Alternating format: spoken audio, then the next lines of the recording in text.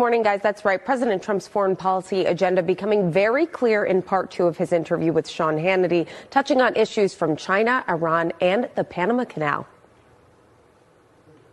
The most expensive thing we've ever built is the Panama Canal. And you're serious and about... And unfortunately, Jimmy Carter gave it away for $1.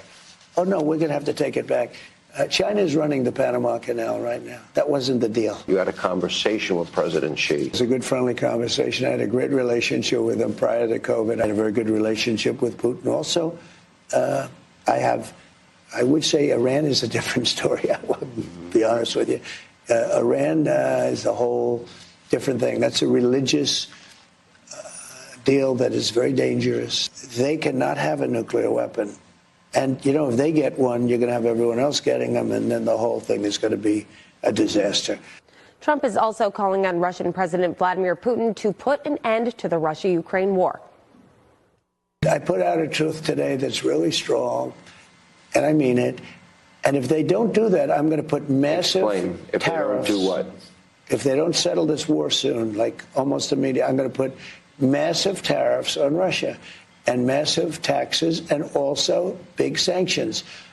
And I don't want to do that. You know, I love the Russian people. They're great people. I don't want to do that, but we got to get this war ended.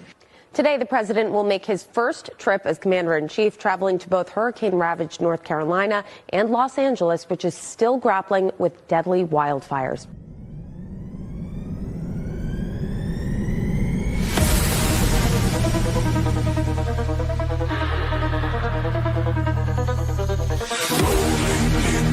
Firelight, flames igniting icy night, crimson glow in frozen land, heat wave from a warlike band.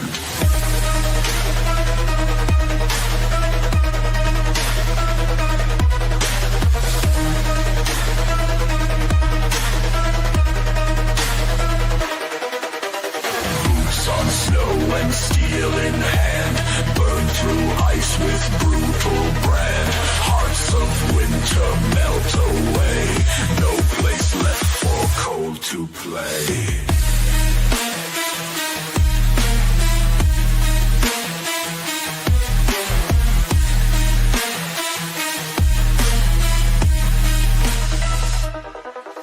Smoke and cinder fill the air, ashes falling everywhere.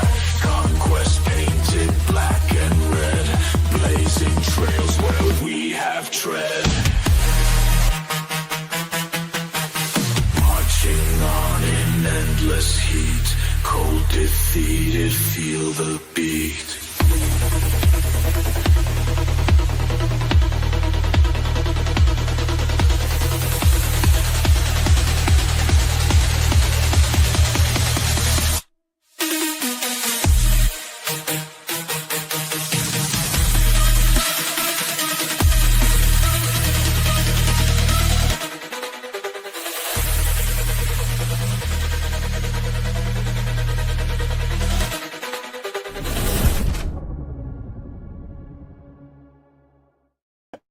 Ladies and gentlemen, do we run a music video channel at this point? We might as well just start releasing our own albums. We actually have our own Spotify. What was that, Jerry? This is like amazing.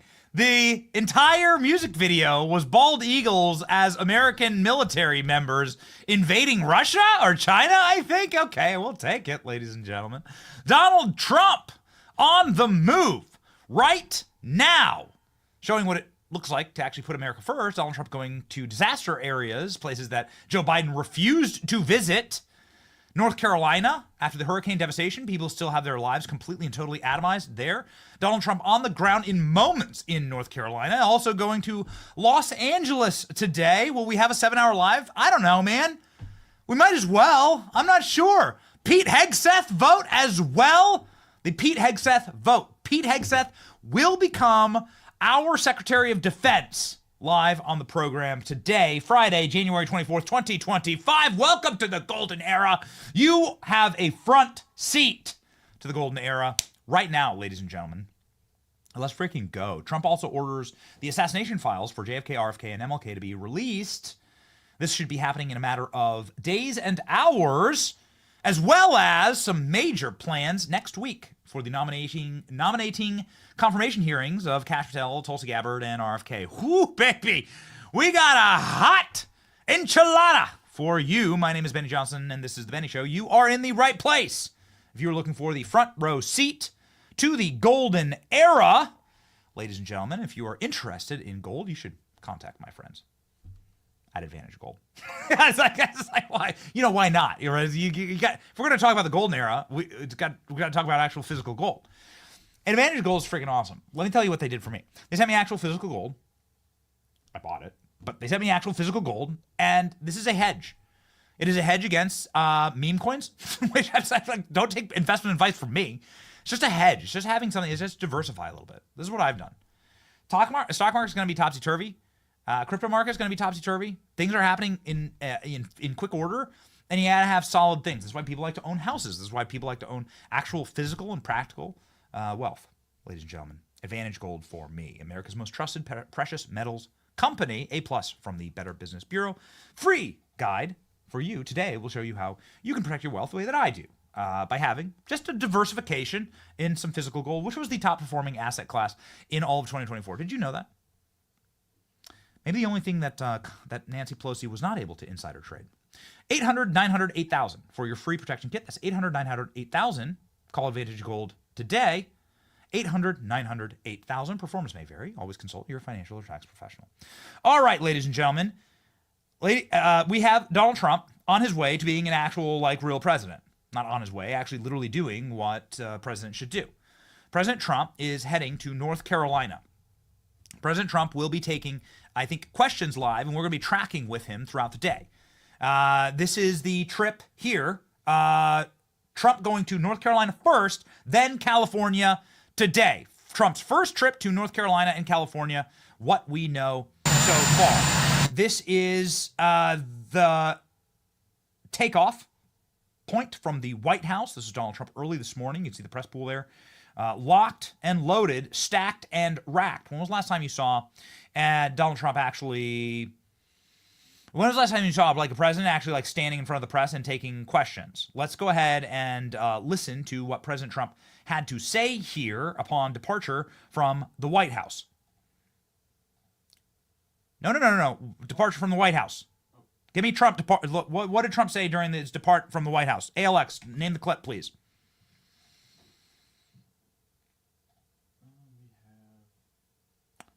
That press gaggle at the White House? Nothing? Okay. All right. Ladies and gentlemen. Yes? Okay, let's go. North Carolina has been a horrible thing, the way that's been allowed to fester, and we're going to get it fixed up. Should have been done months ago from the hurricane that took place almost 4 months ago. North Carolina has been treated very badly, so we're stopping there, and we're going to then go to Los Angeles and take a look at a fire that could have been put out if they let the water flow, but they didn't let the water flow, and they still haven't for whatever reason. So I think we're going to have a very interesting time. I think many of you are going with us. If you'd like to have a ride on the plane, we'd love to give it to you. So that was President Trump earlier this morning out front of the White House. Ladies and gentlemen, Donald Trump took the opportunity to roast Adam Schiff as well. People asked if Adam Schiff would be joining him on this trip. Donald Trump said, is he? Here we go. I don't know. Is he going? Is he going? I don't know. I mean, I really don't. Because if he's going to be there, it would be cheaper, but I didn't invite him. Somebody did. Okay. Is he going? Not exactly sure. Donald Trump on the visits to North Carolina and Los Angeles today.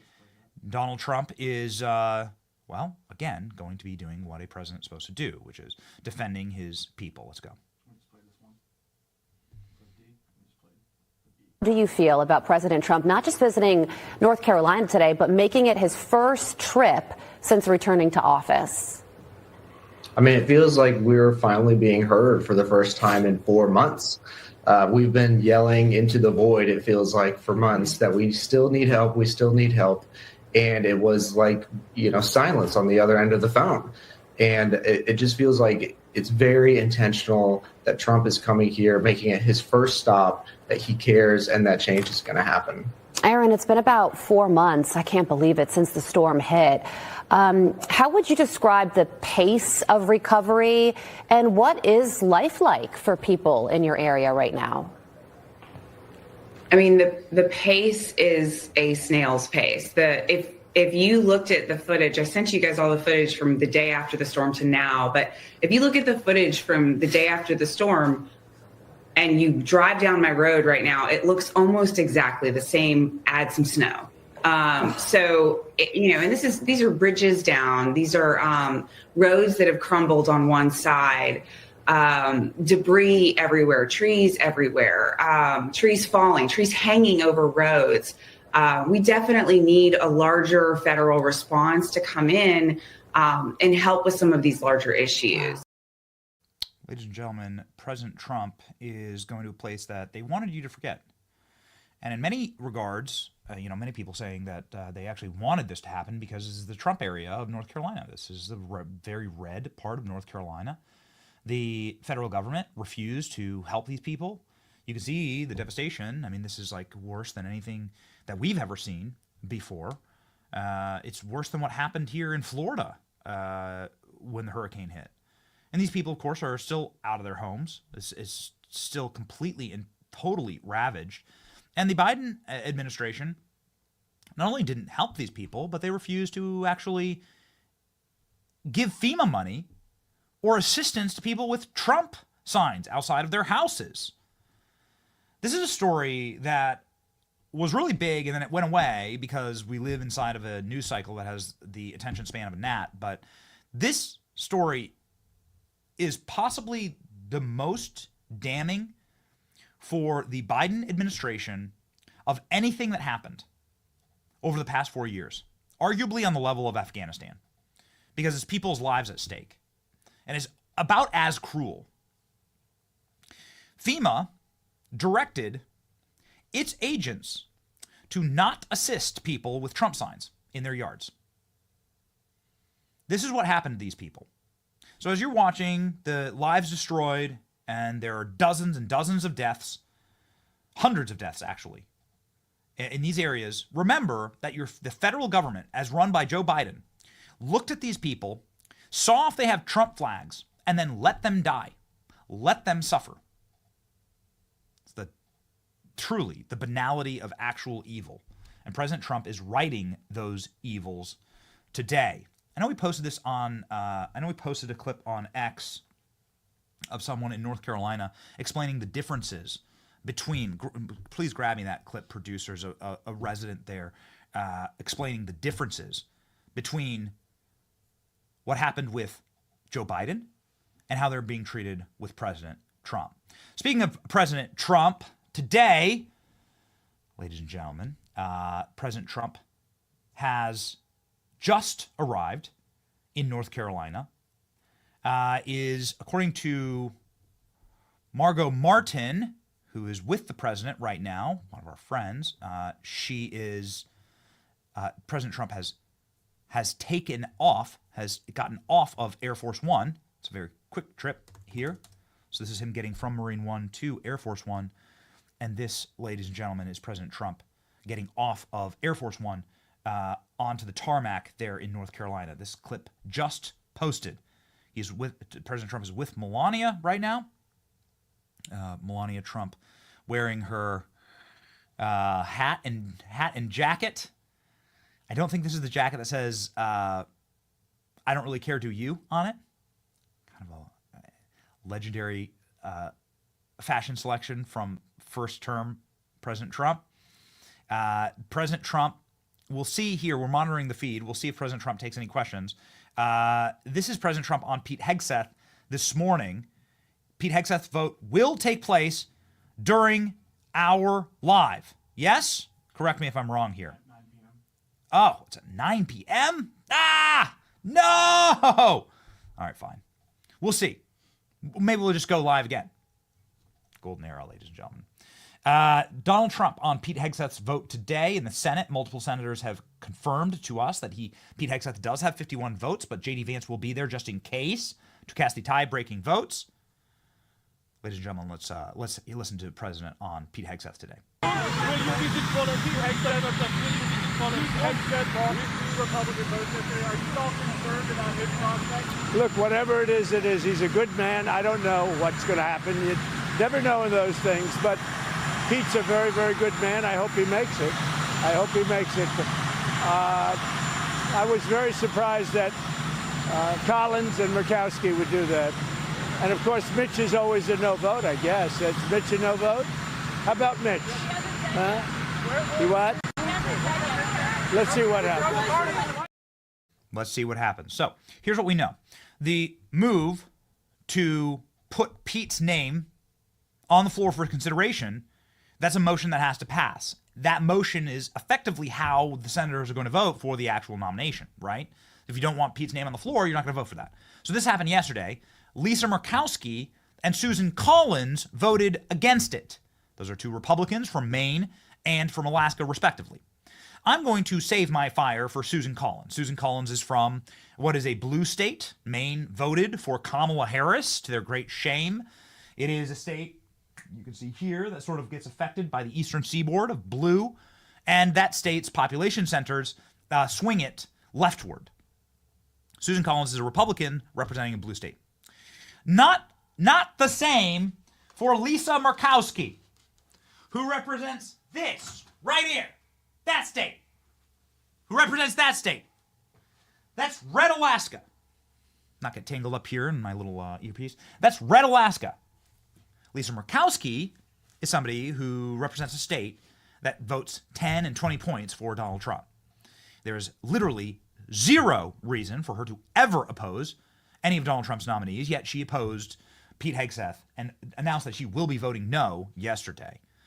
I used to live next to a Lisa Murkowski consultant in Washington, D.C., and that consultant would come over to my house and drink a little too much of my bourbon and would tell me all of their secrets. And let me tell you what, Lisa Murkowski, who has lost 2 Republican primary races, two,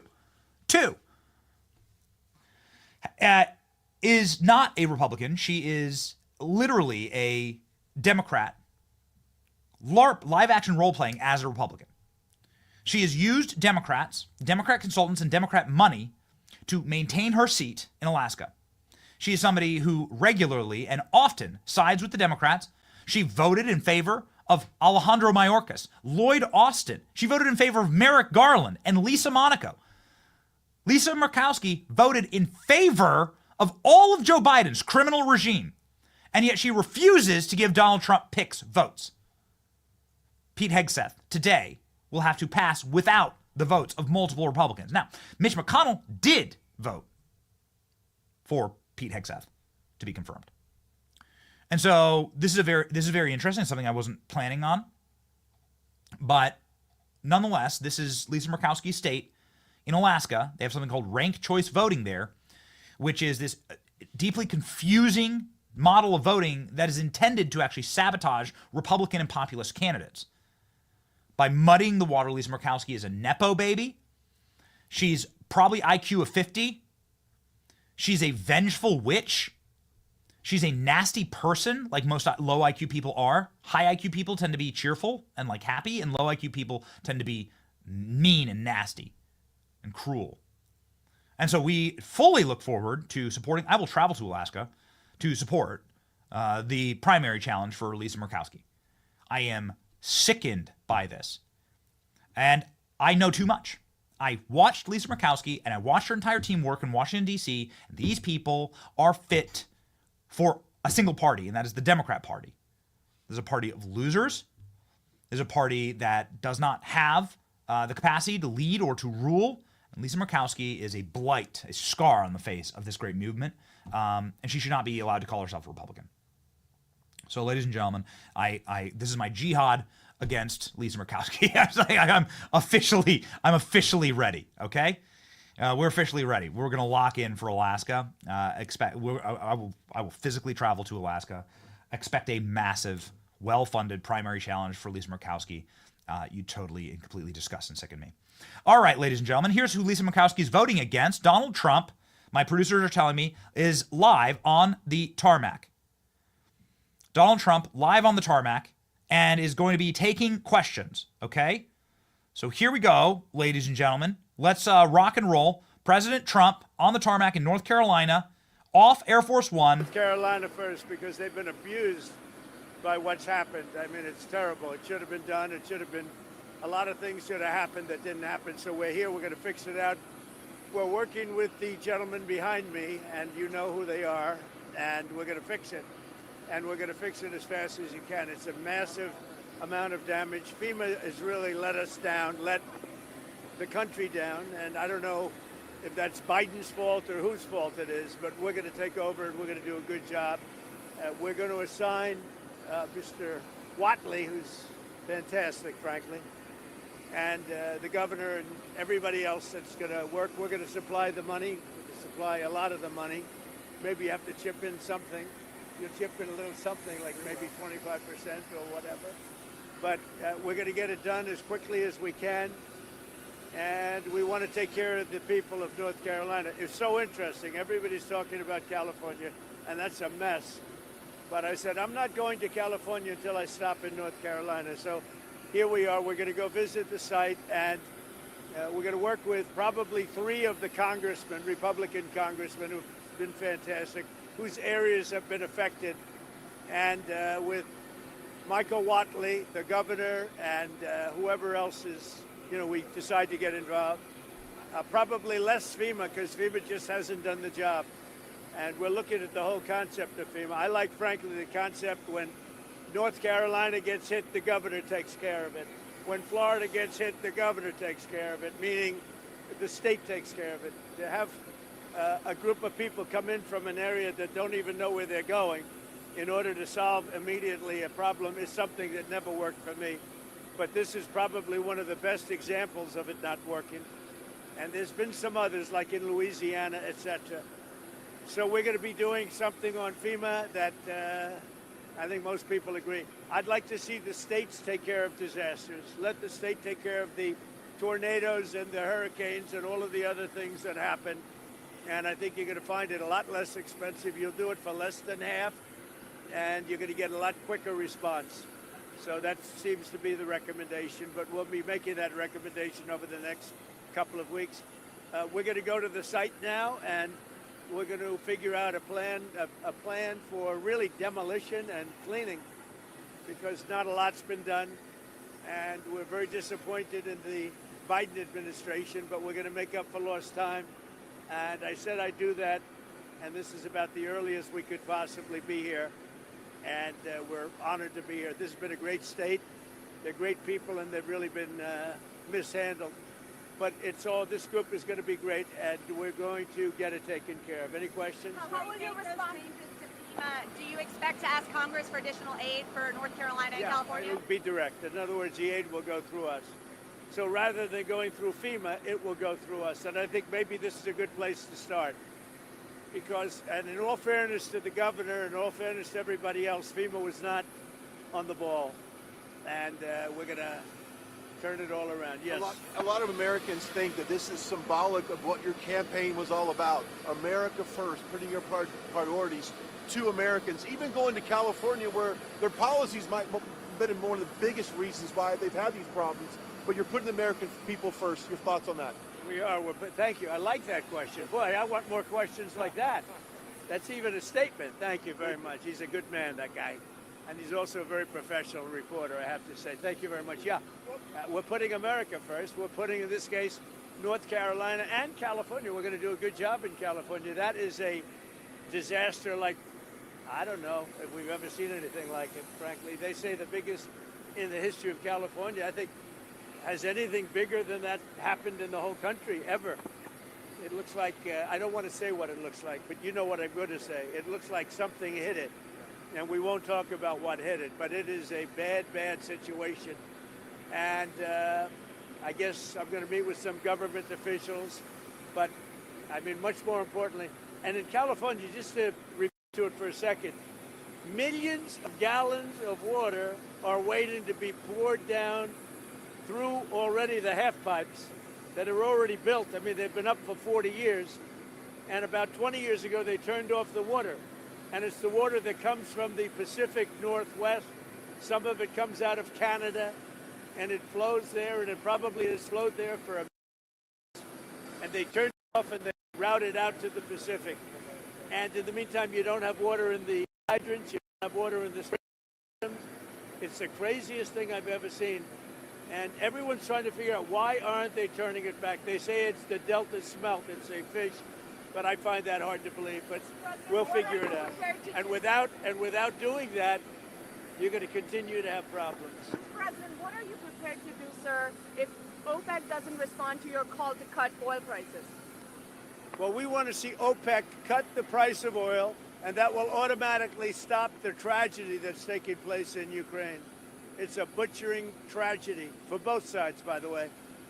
A tremendous number of Russian soldiers, tremendous number of Ukrainian soldiers, and a lot of bombing of the cities. But right now it's just bullets whacking and hitting men, mostly men, almost in all cases men. And over 1 million men are killed, and they're losing thousands of people a week. It's crazy. It's a crazy war, and it never would have happened if I was president. Would never have happened. This is crazy that it happened, but we want to stop it.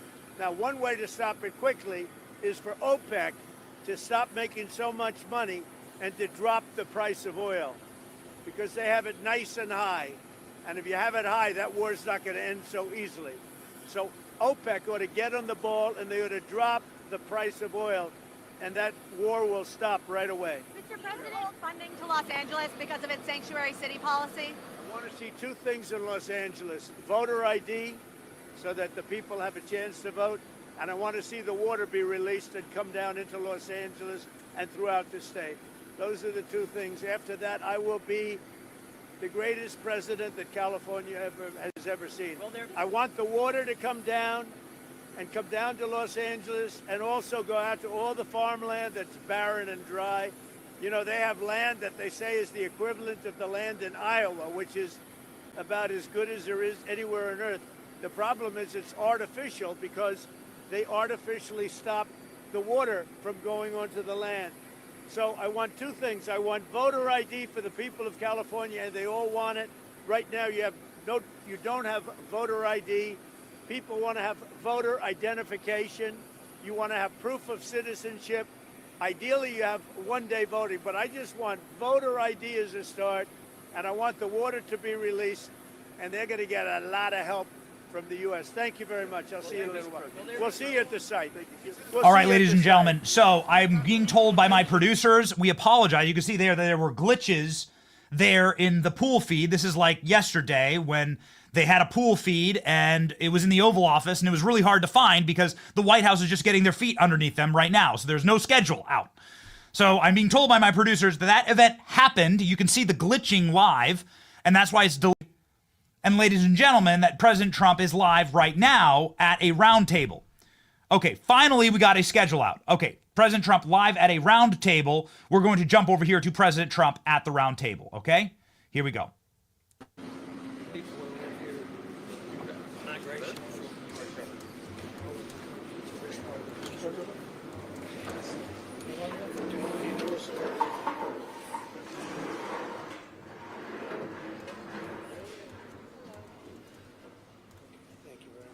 Thank you very much, everybody. Please.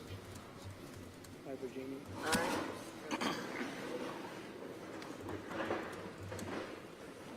Well, thank you very much. It's a little cold outside, but you're getting used to the cold.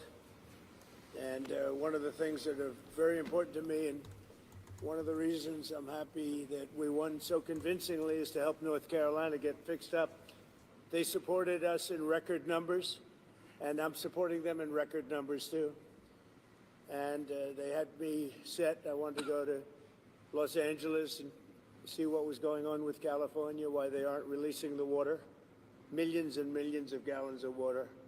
They're sending it out to the Pacific. Someday somebody's going to explain that one. In the meantime, they have no water in Los Angeles where they had the problems. But so we're going there. But I said, well, what about North Carolina? Well, you could do that. No, I can't. I said, we're stopping in North Carolina first, and then we're going to Los Angeles. And we just appreciate the outpouring of love that we've had here. Laura was, as you know, very instrumental in the campaign, and she lived here and is loved, and we appreciate it. And Michael Whatley has been incredible, wherever Michael is. Hello, Michael. Michael Whatley has been great, and your congressmen have been great. And what we thought we'd do is take a quick look around. First, we wanted to do this. I want to say that we're very disappointed in FEMA. Your new governor, it's not his fault. He's brand new to the whole situation.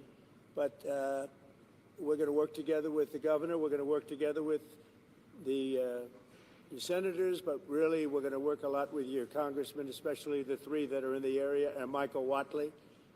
And I'd like to put Michael in charge of making sure everything goes well. And Franklin Graham has been unbelievable. We've made a big contribution to Franklin, and we'll continue to do so. But I've been hearing nothing but praise for the job that Samaritan's Purse has done with Franklin, and we appreciate it. Where is Franklin? He's around here someplace. And that good-looking guy, he's always been a good-looking guy. His father was a good-looking guy, too, I'll tell you. We loved his father, right? I saw his father in the latter years, and I said, well, he doesn't have long to go.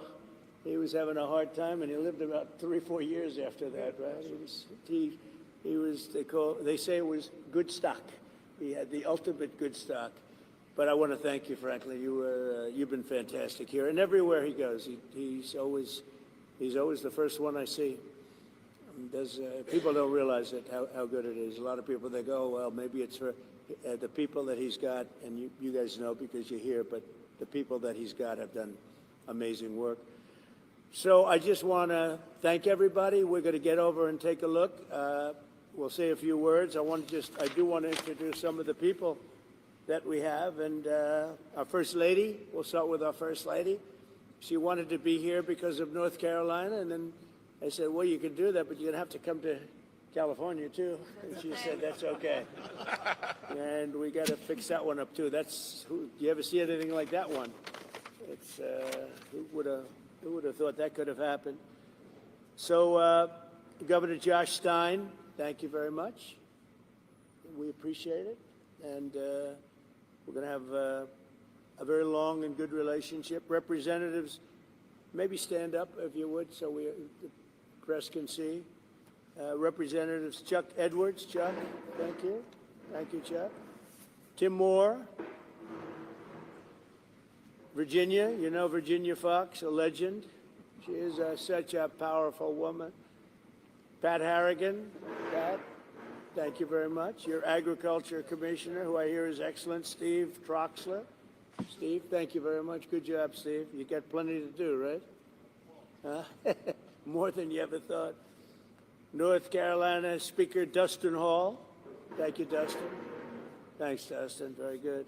House Majority Leader Brendan Jones. Brendan, thank you very much. We're making progress, Brendan. State Representatives Dudley Green, Carl Gillespie. Thank you very much, fellas. Good. Good. Thank you very much.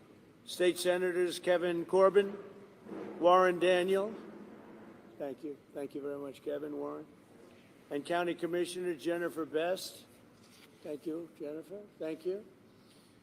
So Hurricane Helene was one of the worst natural disasters in American history. It was far worse than it was even billed. I have never seen such water damage. It was largely water damage, wind damage, but water damage nobody's ever seen. I've been here, as you know, numerous times, but now I'm here in a position where we can do something, meaning I've been in office for 4 days, and I wanted to come sooner, but actually they had a little problem with getting logistically in here, but I would have been here even sooner. 104 North Carolinians have lost their lives. Is that now a fairly firm number, or are they still finding people? You know, what do you think? They're still finding people? Pretty much okay? It's a lot of people. 104 people lost their lives. 73,000 homes were severely damaged or destroyed. And I'll tell you, I've been to a lot of them, and this was like lots of hurricanes in one. I've never seen such damage done by water. And the water came, it was violent, and it left, and there was like nothing left. It's really pretty amazing. At one point, half of the emergency calls to FEMA went unanswered. That's real bad. FEMA was not doing their job. The city of Asheville went without running water for 2 months.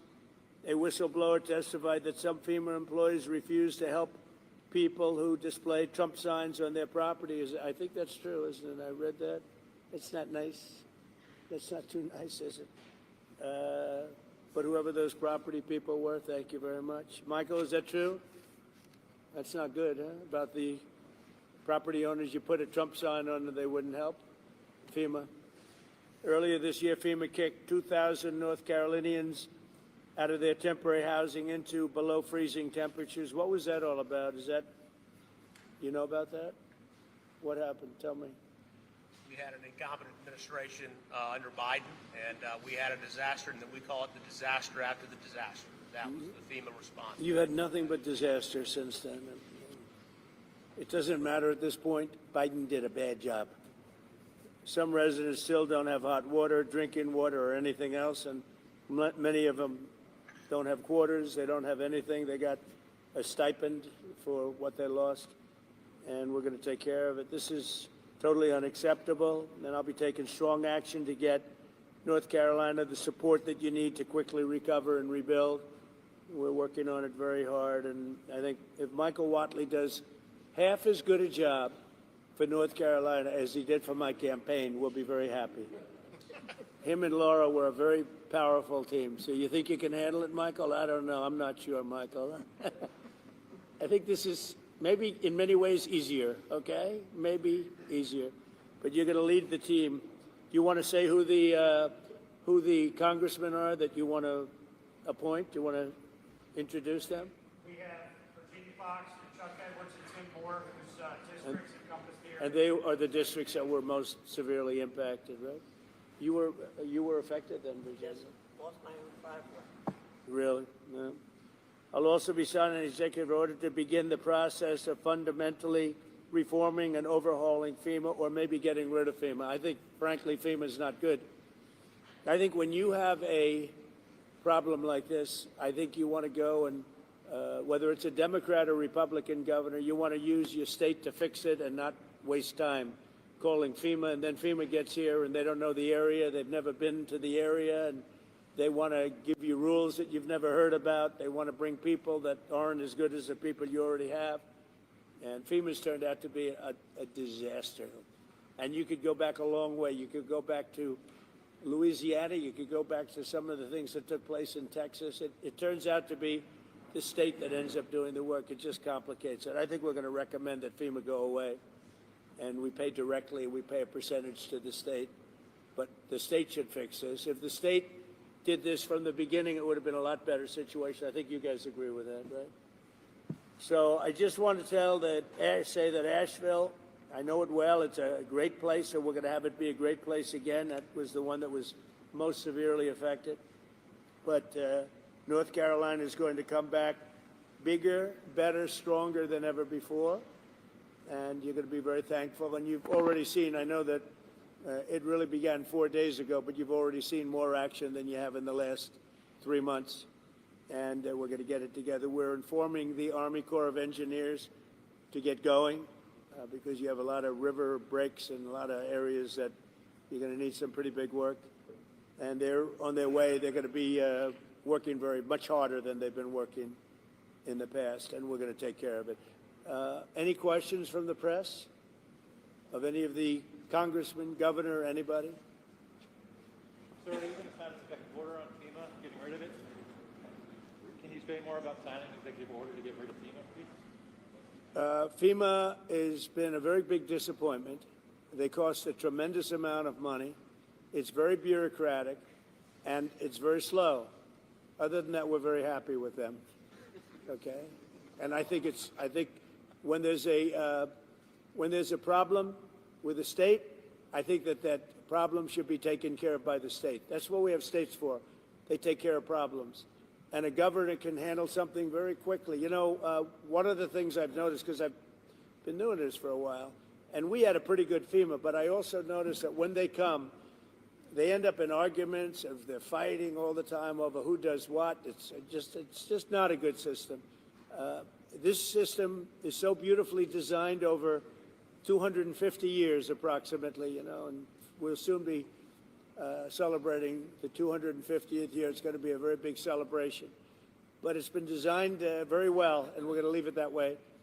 When North Carolina, South Carolina, Florida, Tennessee, when everybody knows the governor of Tennessee, I think, everybody? Do you know everybody here, pretty much? I never thought of it, but you're right over the ridge. Right over the hillside. So you're here to help. That's great. The people in this region, including Tennessee, the people of Appalachia, are grateful that you are here and that you haven't forgotten it. And that there are other disasters, but this one was enormous for both North Carolina and Tennessee. So thank you. You know, I've seen a lot of disasters. And when I came here right after, the day after. And when I came here, I couldn't believe it, actually. I couldn't believe the damage. And I've seen a lot of them. This was more like a tornado than it was what we witnessed. So we're going to get it very much taken care of. Good job. That's nice that you came. And so you call it you're right over the ridge, right, Tennessee? Ridge, yes. I like Tennessee too. Let's see, where did I get more votes, Tennessee or North Carolina? I hate to tell you, North Carolina, it was Tennessee. There's one of the counties in this disaster that had 88% for you. So. 88%, yeah. No, it's the people are just incredible people. Yeah. So, do you have any questions, press? President, you talked about conditions being placed on aid to California, voter ID, and the like. Are there any conditions that you're going to put on aid to North Carolina? We're going to do a lot for North Carolina. Yeah. They've been very slow. I don't know why it's been so bad. This has been one of the worst I've seen. Katrina, of course, you know, was something that obviously that was a long time ago. That was not good. But this has been very slow. I don't know if that was for political reasons because they lost the state. You know, Biden lost the state. Maybe he felt he doesn't care. Maybe there were other reasons. I don't know. But this has been very slow. By any standard, this has been very slow. And we're gonna make up for lost time. No conditions you're going to push for aid. Well, in California, I have a condition. In California, we want them to have voter ID so the people have a voice, because right now the people don't have a voice because you don't know who's voting, and it's very corrupt. And we also want them to release the water. If they released the water, they wouldn't have had a problem. If they released the water when I told them to, because I told them to do it 7 years ago, if they would have done it, you wouldn't have had the problem that you had. You might not have even had a fire. So, but here I don't have that. It's a different thing. You got hit by a storm. The people are incredible. They worked really well. Franklin was fantastic, and other groups. By the way, other groups came in that were also fantastic, and other states came in. Tennessee and a couple of others came in, and they really helped. That's the way it's supposed to be. No, this is a different kind of a thing. About what? Have you decided how much funding you would allocate for disaster relief? I have to see what it is. Are you disappointed that Senator Schiff hasn't joined you on this trip? It's reported he invited Senator Schiff to join you on this trip and he was too busy. Are you disappointed? I don't know. I was told that Schiff was going to travel with us to California. I wasn't thrilled, to be honest with you. And I saw him last night on television. It looks like he got hit with a baseball bat or something. What happened to him? Something happened to him. It looked like he got hit. It looked like he got beat around. But I'll ask Caroline to find out what happened to him. No, if he wanted to come out, I would have done that. But I don't know. Somebody said that he wanted to come on the plane, but I think he's staying back for the votes. There's some pretty good votes going on. Yeah. President, what is your timeline for getting rid of For FEMA? this one. For this one? You just talked about possibly getting rid of FEMA. What timeline are you looking at, and how would you do that? Well, we're looking here. Here you're talking about. To start, we're going to start immediately, timeline. And to finish, it's going to be a period of time. You know, people are also rebuilding their houses. How long does it take to build a house, right? It takes some time. And I want them to build houses bigger, better, nicer than they had before, so they can have, at least they get something out of this disaster. This was a real disaster. No, timeline will be fast, In terms of infrastructure, I think very fast. I want to thank Elon because Elon was able to get us communication systems, as you know, Starlink. We had no communication. The first day I got here, I was asked by one of the people, one of the really great representatives, professionals, that is there any way you could get Starlink here, because they had no communication whatsoever. And I called up Elon Musk, and he had, hundreds of units brought here, brought immediately. And it's hard to get. They couldn't get them before. And that made a lot of difference. I think it saved a lot of lives, actually. Yeah. Infrastructure-wise, we'll do it quickly. Sir, can you just talk about how long you think it might take to get rid of FEMA? What's the timeline on that? If we're going to roll it back? Yeah, I would say, look, as far as I'm concerned, I'm not really thinking about FEMA right now here. I'm thinking about Michael Whatley, and I'm thinking about the 3 Congress people that you just heard from, and also the other people in Congress, and they'll be working with the governor. They'll be working with the governor, so that's what I see. Change the subject real quickly. The Laken Riley Act was signed by Speaker Johnson yesterday. Right. When do you anticipate to sign that in Well, we're honored by that. Laken Riley, I was there at the time, and we had a big meeting with the parents right after that horrible thing took place. And we have an act. You all know what that act represents. And it was a bipartisan bill. Many Democrats signed onto it. That's something that is a tribute to Laken, a beautiful young lady who was killed viciously by an illegal alien. And we passed a very powerful bill, and it was just approved, and we'll have a ceremony sometime very shortly. I'll be signing it. In other words, if you're asking, I will definitely be signing it. Okay? Yeah. Mr. President, the security detail for Anthony Fauci was terminated last night, and I'm wondering if you have any comment on that. About what? The security detail for Anthony Fauci was terminated last night, sir. Do you have a comment? No, I think, when you work for government, at some point your security detail comes off. And, you can't have them forever.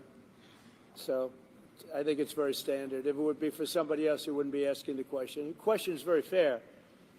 But, you work for government. We took some off, other people too. But you can't have a security detail for the rest of your life because you work for government. Yeah, we'll see what happens. Would you feel partially responsible if something would have happened to, say, Dr. Fauci or John Bolton? No. They all made a lot of money. They can hire their own security, too. All the people you're talking about, they can go out. I can give them some good numbers of very good security people. They can hire their own security. They all made a lot of money. Fauci made a lot of money. They all did. So if they, felt that strongly, I think that certainly I would not take responsibility. North Carolina is a state that relies on trade and manufacturing. Are you going to have an announcement on new tariffs coming soon? Is there a timeline now? Yeah, the tariffs are going to make our country rich. We're going to be a rich, rich country very soon. Tariffs are going to make it rich, and competence. We have common sense, competence, and tariffs. The word tariff is one of the most beautiful words in the dictionary. Jonathan Reynolds, the business secretary of the United Kingdom, said that there's an even trade between the U.S. and the UK, so they shouldn't have tariffs. Does trade imbalances or a balanced trade affect tariffs and your decisions? Yeah, unbalanced and balance, and also deficits. Like with Canada, we lose $200 billion a year with Canada. That's because we allow them to make cars. We allow them to take lumber. We don't need their cars. We don't need their lumber. We don't need their food products because we make the same products right on the other side of the border. It's sort of crazy. So we've just allowed that, bad management has allowed it over the last 4 years in particular to become very imbalanced. And I said I call him Governor Trudeau, but he's Prime Minister Trudeau when he was Prime Minister. I asked him, why would we do that? Why? And he was unable to give me an answer. He said, I don't know. And I said, do you think it's fair that we're paying $200 billion to keep Canada going? And what would happen, I asked him, what would happen if we didn't do that, if we didn't subsidize Canada? He said, we'd be a failed nation. And I said, then you should be a state. Because why are we paying all of that money to Canada when, we could use it ourselves, right? So we take care of their military. You know, we're going to order about 40 Coast Guard big icebreakers, big ones.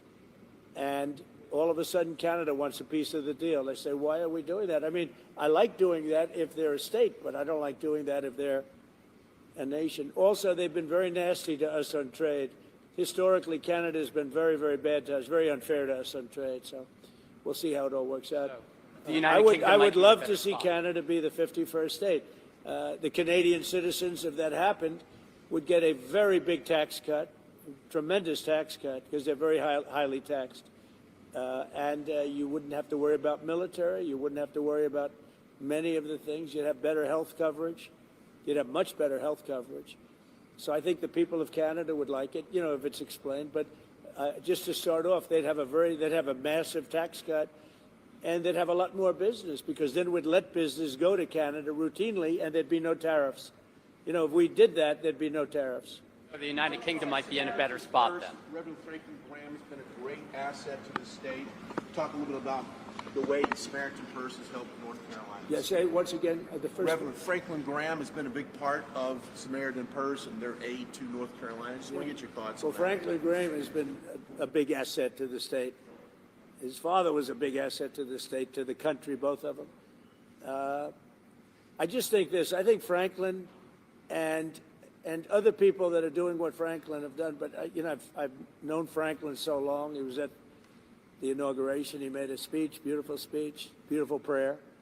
He does a great job, and we made a big donation, and it was money well spent. Sometimes you make donations, it's not well spent. He's done a great job here. He's done a really great job. So I want to thank you. We're going to the site now, and one of the sites, and I think for those that haven't seen it, you won't even believe it, but not enough work was done. We'll get it done fast. And I can speak for the Republican congressman. We're going to knock it out, right? We're going to knock it out.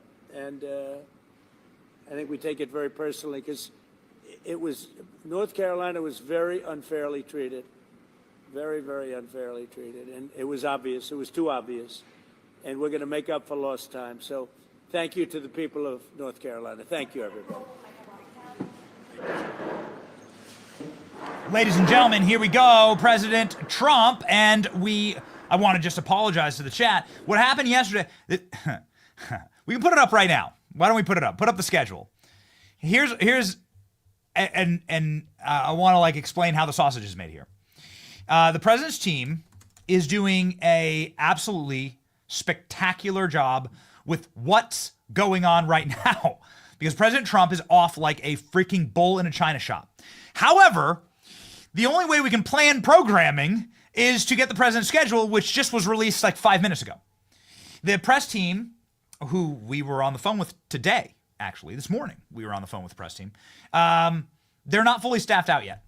They have hired approximately 25% of the people they need to actually run the president's schedule. So we apologize, ladies and gentlemen, for being caught a little flat-footed this morning on the president talking. We want to always give Donald Trump an opportunity to speak to the American people. There are so many people who censor Trump. They won't even take him live on CNN, MSNBC. Get a load of this. So Donald Trump was signing his first slate of executive orders, freeing January 6 political prisoners, the day he was inaugurated, and CNN and MSNBC wouldn't even cover it. They wouldn't cover it. Fox News has commercials. Fox Business, I think, had it. But anyway, ladies and gentlemen, the point is that we're trying to create here, and we'll show you this. And I was on the phone this morning. I'm not going to say who, because they're private calls, but I was on the phone this morning with multiple members of Donald Trump's press team to make sure that we have the best, most locked-in programming for you so that we can state officially that we are the front row seat to the golden era. And let me tell you what, we schemed this morning. We have some very special content we're going to be bringing to you from, let's just say, the Washington, D.C. area very soon. Got some great things hatched, but the purpose of this program is to be as quick and as accurate with President Trump this morning, and we were a few minutes delayed this morning, and so we apologize for that, given the fact that it's Donald Trump. I mean, the guy's doing literally a impromptu press conference every 10 minutes. And so we're going to lock in. We're built for this, and we are ready to go. We just wanted to say thank you. Jeffrey Jackson in the chat Jeffrey Jackson just sent a, can we pop this up? A $100 baby gift. I will tell you that we have a, thank you, Jeffrey Jackson. This will go to Rattles and Lovies for Baby Whitaker. Baby Whitaker, born on Monday, waited until Joe Biden was no longer president. I kid you not. My son waited until Joe Biden was not president anymore to be born. Watched the inauguration from the hospital room. And so we just say thank you for rolling with us this week as we lock back in. Ladies and gentlemen, we are 100% up to date on where President Trump is, and let me bring you some behind the scenes. Let's do some things that our show hits very hard that nobody else can do, which is behind the scenes President Trump. President Trump walking up and greeting people in North Carolina who lost everything at the airport. This is President Trump right now meeting with families. According to our sources inside of President Trump's team, and boy, we have muscular sourcing from inside of the White House, Donald Trump will meet with hurricane survivors for 20 minutes, or as long as it takes to take every photo, to sign every hat. You can see there President Trump outside of his vehicle there meeting with survivors of the North Carolina hurricane. God bless this man. So awesome. God bless this man. There's no audio here. Obviously, some of these conversations are going to be very personal, so we're not going to be able to get like crisp audio from this because a lot of these people are going to be sharing stories. There have been hundreds of deaths in these hurricanes, hundreds of deaths, and so you want to give the best that you possibly can, deference and a little bit of space and calm to these people who are obviously still reeling. Here's an angle from President Trump's team, Margot Martin, of Donald Trump greeting everyone and walking back to his vehicle. Let's listen in.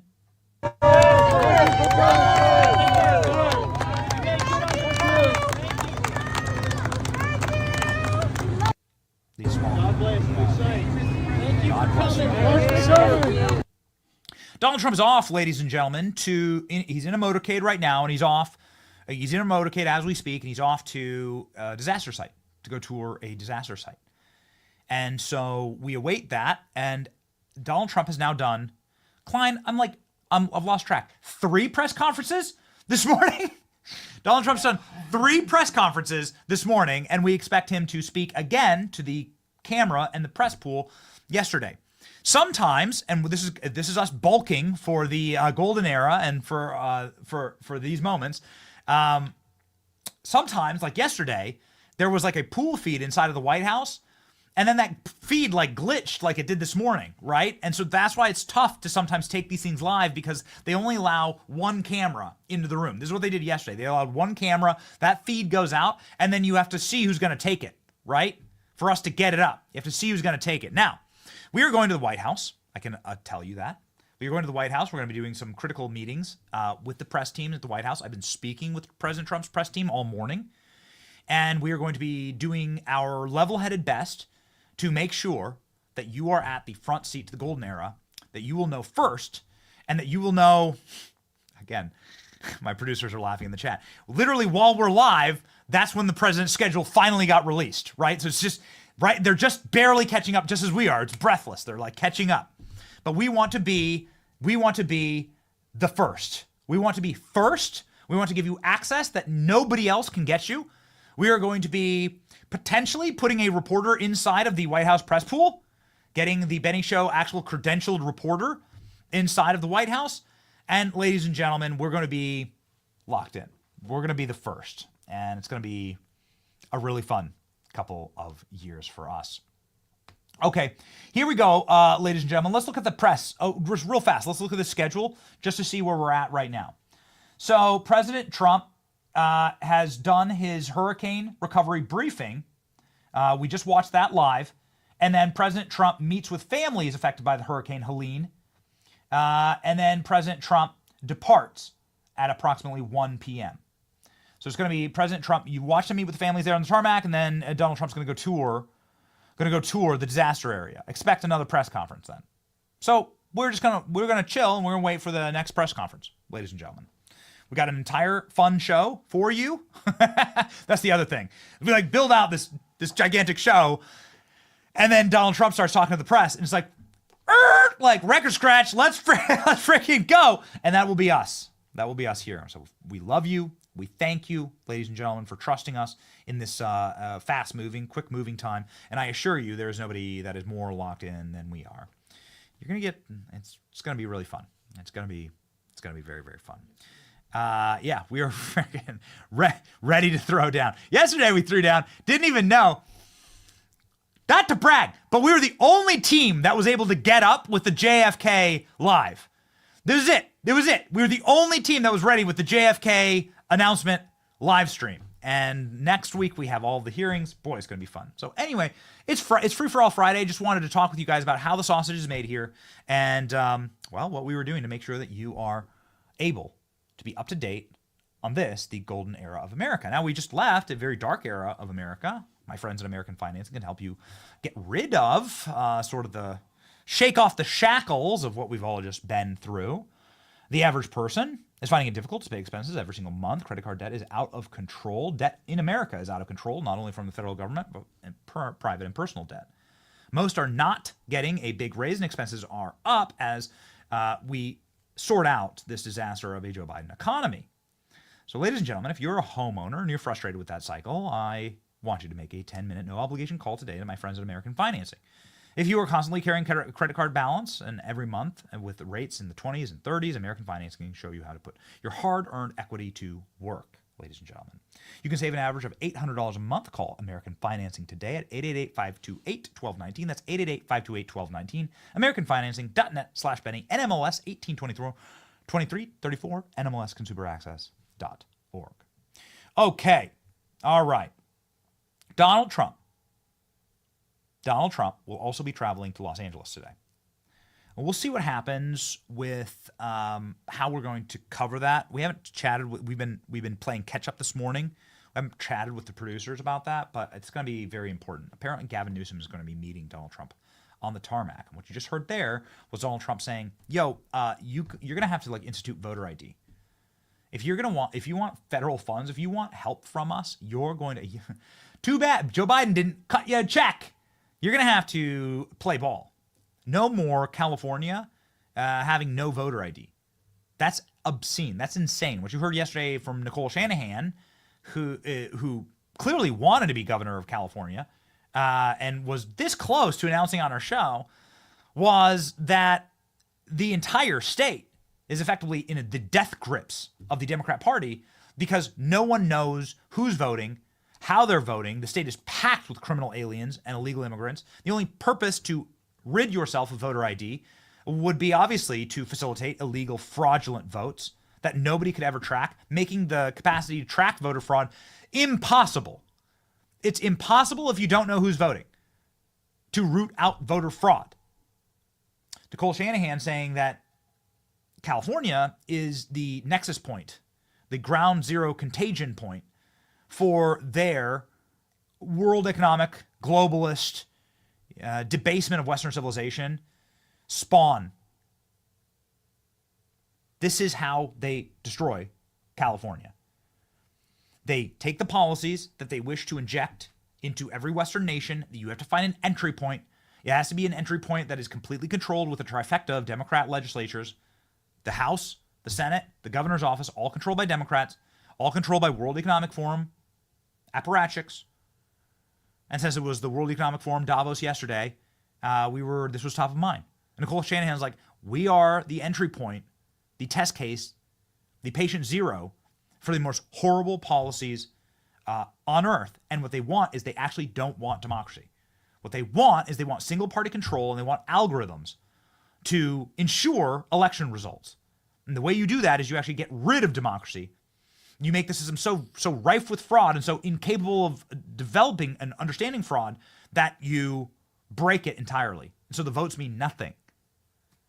So, ladies and gentlemen, Donald Trump saying, no, you're going to change your voter laws in California or else you'll get no aid. The art of the deal, ladies and gentlemen, the art of the deal. So, of course, we showed you the damage of North Carolina. I just want to jump very quickly to what it looks like in Los Angeles. I mean, look at this devastation. These are two places that Donald Trump's going to go today. This is take your pick. Who has more devastation? You feel bad for everyone. Although, I'll say this, and it's probably going to get me in trouble, but don't care. People in California voted for this. You didn't vote to get your house burned down, but what you did was you voted for incompetence. You voted for DEI radicalism that clearly puts people in positions of power over you because of their skin color or who they want to have sex with, which is possibly the worst way to run any municipality, state. You obviously wouldn't run your household like that. So why would you vote for that? That's an insane way to structure your society. And people in California voted for this, if you can believe the numbers of the vote tallies. And so they voted for this, and so expecting competence, which is what they've done. So I feel bad for them. Vote differently. If you really don't like what happened in LA, lady in LA who runs up to Gavin Newsom here as he's faking a phone call, then stop voting for Democrats. Put on the red MAGA hat. Do it. It's the coolest thing you can possibly do. It will most likely save your life. Put on the red MAGA hat. If you don't like this, it's hard to not feel incredibly bad for these people. Listen to this hysterical mom run up to Gavin Newsom and Gavin Newsom, what does he do? He freaking fakes that he's on a phone call. I'm on a phone call. No, you're not, bro. Here we go. Governor, you got a second? Governor, I live here, Governor. That was my daughter's school, Governor. Please tell me what you're going to do. I'm not going to hurt him, I promise. I'm literally talking to the president right now to specifically answer the question of what we can do for you and your daughter. Can I hear it? Can I hear your call? Because I don't believe it. I'm sorry. There's literally, I've tried 5 times. That's why I'm walking around to make the call. Why is the president not taking your call? Because it's not going through. So Why? I have to get cell service. So let's get it. Let's get it. I want to be here when you call the president. I appreciate it. I'm doing that right now.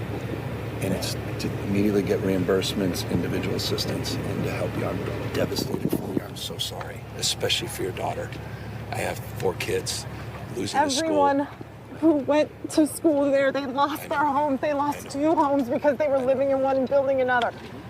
Governor, please tell me, what are you going to do with the president right now? We're getting the resources to help rebuild. Why was there no water in the hydrants, Governor? That's all literally. Is it going to be different next time? It has to be. Has to be. Of course. What are you going to do? I'm doing To everything fill the I can. hydrants. I would fill them up personally, you know that. I literally have. I would fill up the hydrants myself. I understand. But would you do that? I would do whatever I can. But you're not. I see do you know there's water dripping over there, Governor? There's water coming out there. You can use it. I appreciate it. I'm going to make the call to address everything I can right now, including making sure people I'd are like safe. to make sure you do. Can I have an opportunity to at least tell people you're doing what you're saying you're doing? Could somebody have a contact? Can I have your contact information? Right there.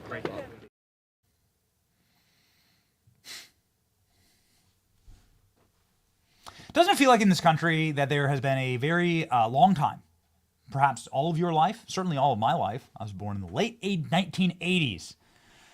Doesn't it feel like in this country that the leadership of this nation has felt like we are a burden to them? They don't have any obligation to us. They don't trust the American people. They don't even like us, actually. Sort of like a prerequisite to running a country should be you actually like the people who are in the country. But no, they behave like Gavin Newsom. It's repulsive. Gavin Newsom is sitting there faking a phone call with Joe Biden. Gavin Newsom is going to have to tuck tail and grovel to Donald Trump today. This jackass represents exactly what we voted out in the last election. The reason your nation looks like that is because this leadership, these ruling elites, are despicable. They've wrecked a country that they didn't build. They've hurt people in the process. And they're indifferent. The purpose of a democracy is that over the period of your life and mine, eventually we get what we want. Not everybody. You can't always get what you want. To paraphrase the Rolling Stones and one of Donald Trump's favorite rally songs, can't always get what you want. But the will of the majority over time gets enacted. What you see in Gavin Newsom and what you see in the management of California is the opposite. In fact, you see policies that are set up for the explicit purpose of cruelty and the destruction of a great state. It's really hard to watch. We look forward to seeing what happens with Donald Trump. He's going to have to fly across the nation.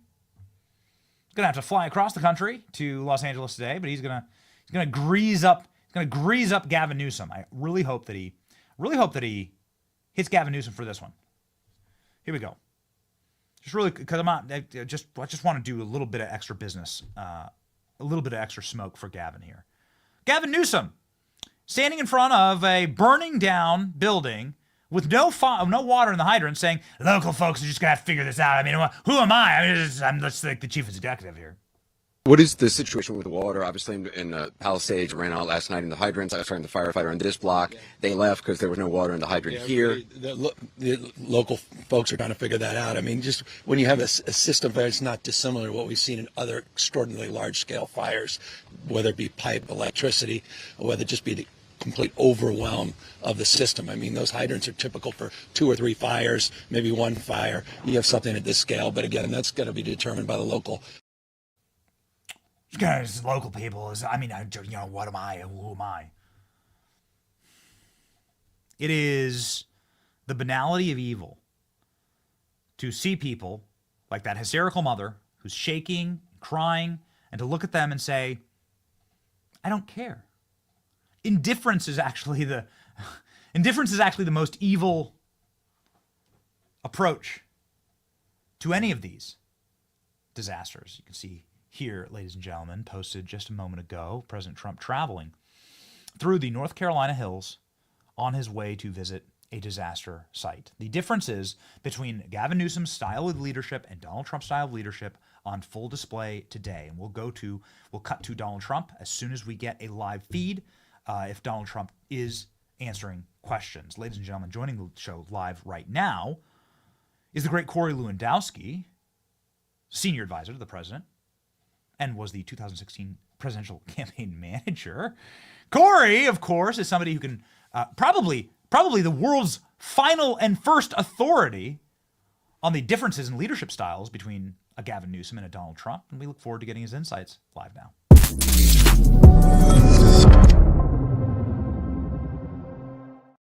Cory, welcome back to the program. It's great to see you, man. We're going to see major displays of differences in leadership styles between Gavin Newsom and Donald Trump. But since you know the man so very well, could you elucidate for us what are those differences? Well, Benny, first and foremost, Donald Trump can put together a comprehensive sentence, right? He can walk up a flight of stairs without falling down, right? No one has to direct him off of the stage and ask permission. Can you imagine if Donald Trump had asked permission? Should I go this way? Is it okay? I mean, this guy's the boss. That's the difference, right? Joe Biden has been such an unmitigated failure that, and listen, Donald Trump is a boss of bosses, that when you put the two of them next to each other, Donald Trump holds a press conference on his first day in the Oval, and the press ran out of questions because he just say, hey, give me some more, right? And when you watch that North Carolina thing, the guy asked him a question, he goes, I like this guy. They came off the plane, Trump takes questions. They go somewhere else, Trump takes questions. The press doesn't know what to do. He's running them ragged. And now what we're seeing is Donald Trump is going to be doing some overseas travel. He's in North Carolina this morning. He's in California tonight. He's doing another stop on Saturday in another part of the country, which I don't want to get in front of him on. But look, the truth is, this guy has a lot of work to do in just 4 short years. Joe Biden's entire objective was to hide from the media, to let his staff make the decisions, and to let someone else run the country. Very different leadership style.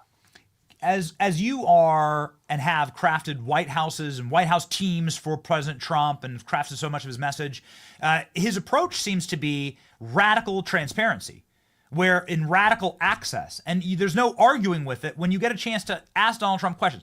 Cory, we are on our third press conference of the day. And what is it? It's noon. Donald Trump's done 3 press conferences outside of the White House, on the tarmac of the plane, and then during the hurricane disaster relief. That is unprecedented act. Donald Trump in this hour, since we've been live, Mr. Lewandowski, Donald Trump has taken more questions than Joe Biden took in 4 years. It's exactly right, Benny. And you know what? He loves it. He loves the questions. And here's what he said. I'm going to sign, by the way, huge news. I'm going to sign an executive order he talked about of getting rid of FEMA. Okay. By the way, who thinks FEMA is working?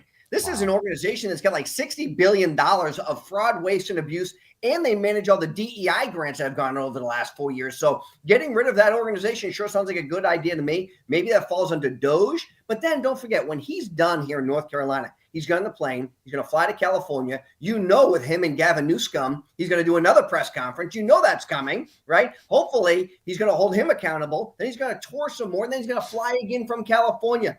I expect Donald Trump to finish up tonight at about 2 a.m. Pacific time, which is about 5 a.m. Eastern time. That's the kind of hours that this guy's keeping. I'm not a betting man, Cory, but will Donald Trump call him new scum to his face? 100%, right? I mean, look, did you see what he did at the Davos thing yesterday when he calls out the Bank of America CEO and Jamie Dimon? These guys are such bad guys, and Donald Trump doesn't care. There's some luxuries of being in a second term. You don't have to worry about running again, even though Andy Ogles thinks that we're going to file for a third term. Maybe we will, maybe we won't. Who knows? But I will say Donald Trump called these guys out right to their face yesterday, and it made them uncomfortable, and I love it. It was wild. We were screaming about it, Cory. We were screaming. That was probably the mic drop moment. There were many, but that was the mic drop moment. Maybe stop debanking conservatives. And now my entire feed is filled with people with debanking stories about Bank of America. How utterly humiliating for them. They had to turn off the comments on their post where they lied about debanking conservatives. Do you know stories like that? Oh, not only do I know them at Bank of America, but I was debanked at UBS. I had a relationship with them for 18 years. It was great during the Trump years. Donald Trump leaves and they say, hey, Cory, guess what? After 18 years of being a valued client and probably making a lot of money off of me, they said, your business is no longer welcome here. And if you don't withdraw whatever you have in your measly accounts in the next 15 seconds, right, we're just going to issue you a check and be done with you. I said, this isn't even possible. And they said, well, we're a private institution. We can do what we want. That's what they've done to conservatives. And so, listen, I would have relished 4 years back-to-back Trump administration, so a total of 8. I relish this even more, Benny, because we are so much stronger and better positioned starting on Monday of this week to be successful, to hold the bureaucracy accountable, to hold these unelected individuals accountable, and to remember what these people did to us. And look at the first 4 days, deportations, the pardons of the January 6ers, so many other great things we're doing. Trump is at a breakneck pace that no administration's ever seen. Since you brought it up, I was planning on asking about it, but since you brought it up, Andy Ogles from Tennessee says, hey, why not a third term? Any commentary on that, Cory? Listen, I love Andy. I've known him, and in full disclosure, Andy used to work for me, so I think he's a really smart guy. Look, I like that piece of legislation. I don't know if it's constitutional, but look, here's a better piece of legislation, Benny. Some really smart congressman should go and say, Donald Trump's face on Mount Rushmore. Okay, what are we waiting on? We can rename the Ronald Reagan Airport. It used to be National Airport. It's not Ronald Reagan. I love Reagan. Go put Donald Trump's face on Mount Rushmore. We got the votes in the House. We got the votes in the Senate. I know a guy's going to sign it named Donald John Trump. Let's get it done to memorialize what this man's been able to achieve for this country. All right. So, okay. I mean, it's very interesting. It's like a lot of people are saying, well, they didn't sabotage his first term. And they effectively ran hoax after hoax after hoax. The state did to President Trump, round number 1. And if you speak with anybody in the administration, I know you know them all, like it's really over the last 4 years how crippling Russiagate was to President Trump's first term. And what a job they did on him. What a con job they did on the president entering office. So unbelievably nasty, so magnanimous for Donald Trump to be able to look Obama in the face and like laugh and chuckle and pat him on the back. The magnanimity of that moment, really remarkable. But still, it's like they really did sabotage term number 1. They really did. They did. And did you see Brennan on MSNBC this week when they asked him about the fact that the president has pulled the security clearance, he said, no. The letter that we signed said it had all the hallmarks of Russian good information, not disinformation. I mean, these guys just make stuff up. It's amazing. And I love the fact that Trump pulled Fauci. By the way, I'm sure your listeners have seen this. He's already pulled Fauci security detail, just did it. He's pulled Bolton security detail. Listen, here's the thing. These guys lied to the American people. Anthony Fauci lied to the American people and then tried to rewrite history saying, I didn't close any schools. I never told anybody to stay home. I never said to you that this wasn't a Chinese virus that came out of there. We're not sure. This guy is a total fraud. And today, just like almost every other American, myself included, you drive yourself around in your own vehicle and you don't get a limousine service at the taxpayer expense. Yeah, that's right. So, Dr. Fauci, we have had members of Congress on our show saying this guy is not off the hook. First off, you shouldn't have to take advice from a doctor that's gotten a presidential pardon for potential crimes. That seems like a bad setup, right? You don't want to trust that doctor. If a doctor needs a presidential pardon, you probably shouldn't be listening to him. But members of Congress on our program, Cory, saying, no, we are going to call him in. He is now going to be forced to answer questions along with Liz Cheney, along with J6 committee. And if they lie to us, they're going to get fresh referrals to the DOJ for crimes. Do you agree with that process?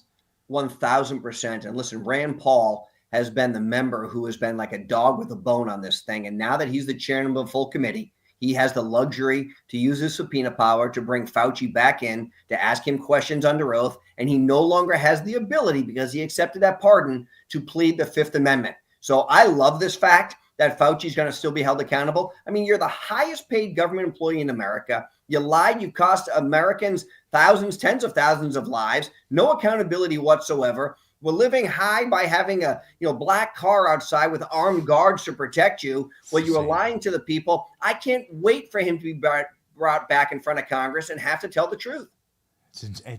I don't think that anybody knew that we were spending $12 million a month on Dr. Fauci's security. It's insane. Actually, no, that is insane. Even by government standards, that's lunacy, right? And these people who are being protected, why is John Bolton, look, hey, John, shave your mustache. You don't really know who you are, okay? It's like a disguise, Get rid of the walrus look. You shave your mustache. You walk down the street. Some guy says, that guy kind of looks familiar, but it can't be Bolton. He doesn't have the mustache, right? Well, boom. I just say the Secret Service, any kind of possible concerns they have. Done.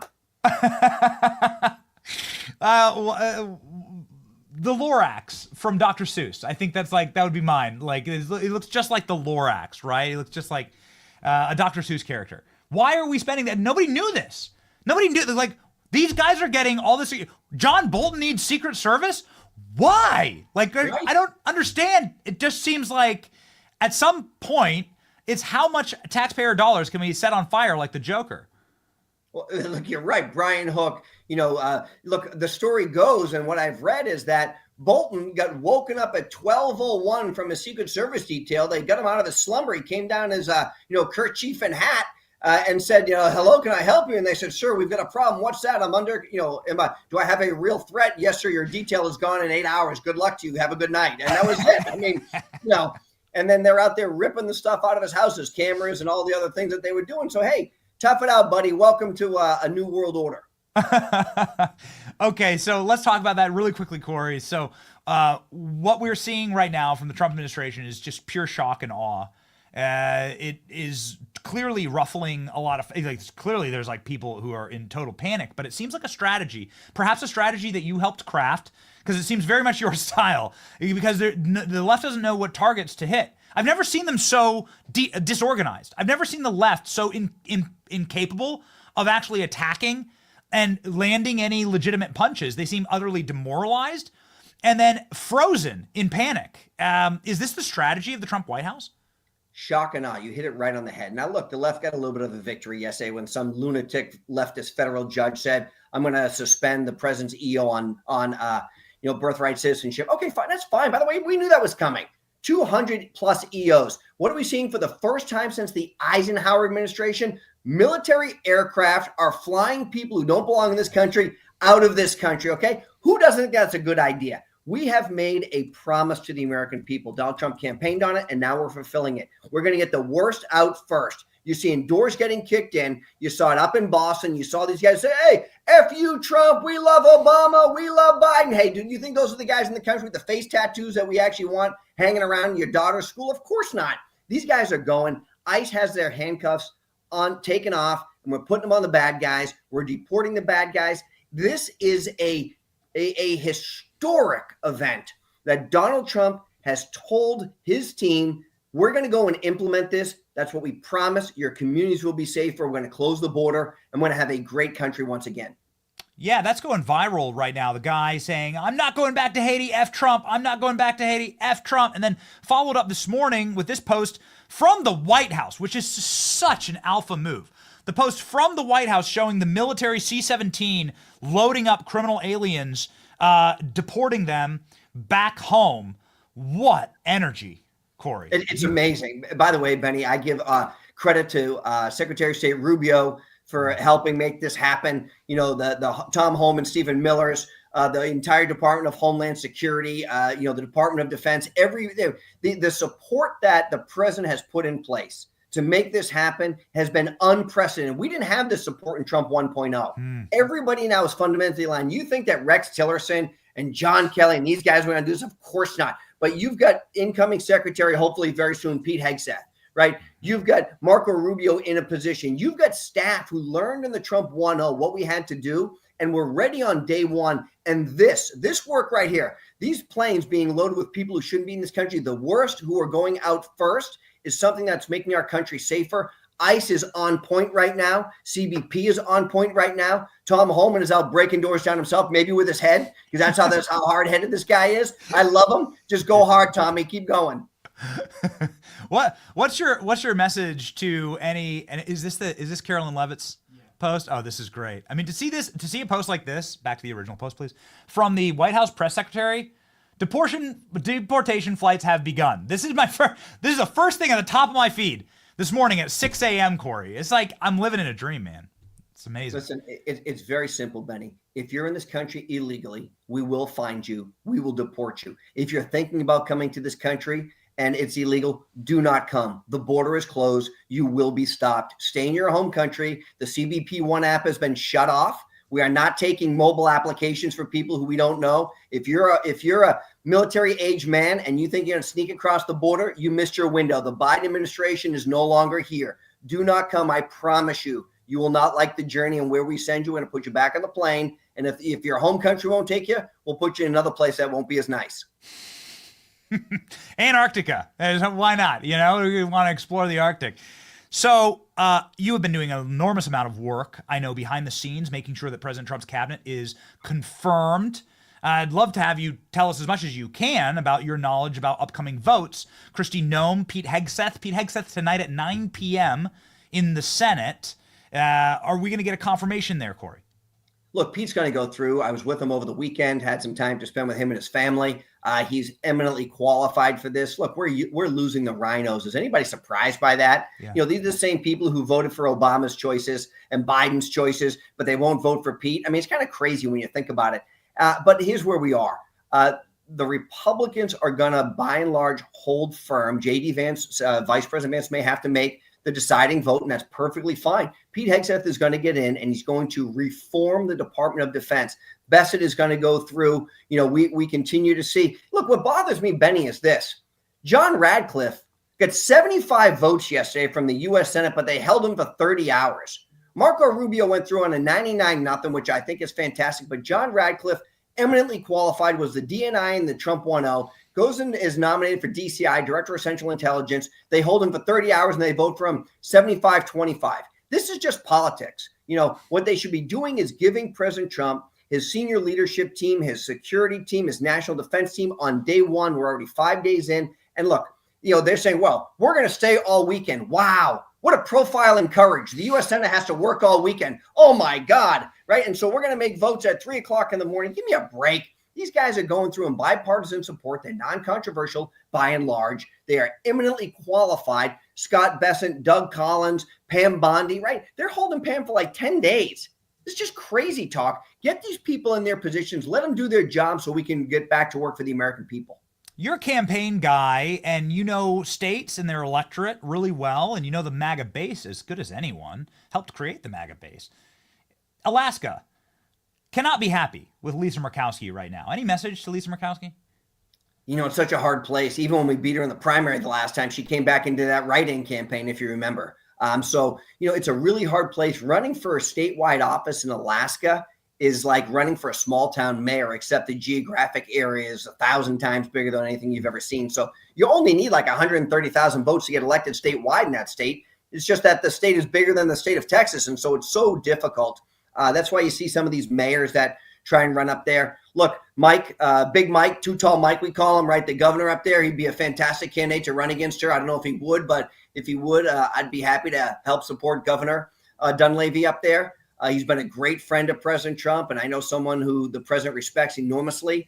That being said, you know, it's so dishonest that Lisa Murkowski and Collins up in Maine, you know, oh, we're so outraged by Pete Hegseth from the fake lies that the left has put in place. That's what this has been, right? Completely unproven fake lies. But when it's on the other side, they give everyone the benefit of the doubt. Look, I didn't hear the outcry when the former second gentleman of the United States was sleeping with a nanny. Where's that story? That's right. Or beating his girlfriends, right? In front of public and knocked her down, right? Nobody ever says anything. Yeah, that's exactly right. Okay, so we can expect everything from a landscape. Just very quickly here, from a landscape, is there anything that you're concerned about next week? Kash Patel, Tulsi Gabbard, RFK. Yeah, look, I think Kash is an incredible, and again, a friend of mine. He's an incredibly smart individual. He's going to go through there. They'll rough him up a little bit, I'm sure. Look, I think Tulsi and RFK have a little bit of a harder time. Neither really have that conservative base. Both have been former Democrats. And, you know, they're going to have to articulate whether it was the trip overseas to see Assad or RFK's statements on some of the things, particularly the vaccines, which, listen, anybody who doesn't want their kids to be healthier is insane, right? When RFK's message as it comes to getting those chemicals out of our food hits spot on. But they're going to want to go. I think RFK gets through. I am very, very confident on Kash. I think Tulsi's going to get roughed up a little bit, but the president and his team and us on the outside are all in making sure he has the team in place and very quickly. Excellent. Cory, it is always so high energy. It's like when I get a chance to speak with you, it's like, oh, obviously this is how the White House is being run. Now it actually makes sense. Now all this landscape makes perfect sense and how that so much can be done in 3 days. It's been 3 days. Quickly and finally, RFK, MLK, JFK documents that shocked the world. Nobody can believe Trump actually went through with it. What's going to be in there? Look, I can't wait to see it, right? I've seen everyone has seen so many things and all the conspiracy theories. I love the fact, what a set of cojones on Trump. He's like, hey, this is a big one. Oh, and by the way, give this pen to Bobby, would you? I mean, it's just like, oh my God. Like, hey, I just declassed your uncle and your father getting assassinated and, MLK Jr. Oh, by the way, it's kind of a cool pen. You might want to hold this one. Hey, give this one to Bobby. I'm like, oh my God. Like, nobody could do this stuff. And I love it because it follows up, Benny, on what Donald Trump said. I'm going to make a promise. I'm going to fulfill it. In the first term, he said he was going to do it. There was a lot of promises made that weren't fulfilled because the deep state was there. This second term is very, very different. And you're going to see big things happening from Donald Trump because he is completely empowered with a mandate, 312 electoral votes to come to Washington, D.C. and break this place in half. And Epstein, Diddy lists, those things, those people are still around, right? So it's like different because those people are still living. One of them is a U.S. president, Bill Clinton. Are we going to see the declassification of those things? Sure, I hope so. And listen, I think if Kash becomes the FBI director, I think we're going to see officers back on the streets. We're going to see what the government has been doing to target these individuals through the FBI. Let's stop pretending that every guy at the FBI is a good guy except the top. Okay, it's just not true. Okay, they've been targeting Americans for a long time, spying on us, tracking us where they shouldn't be.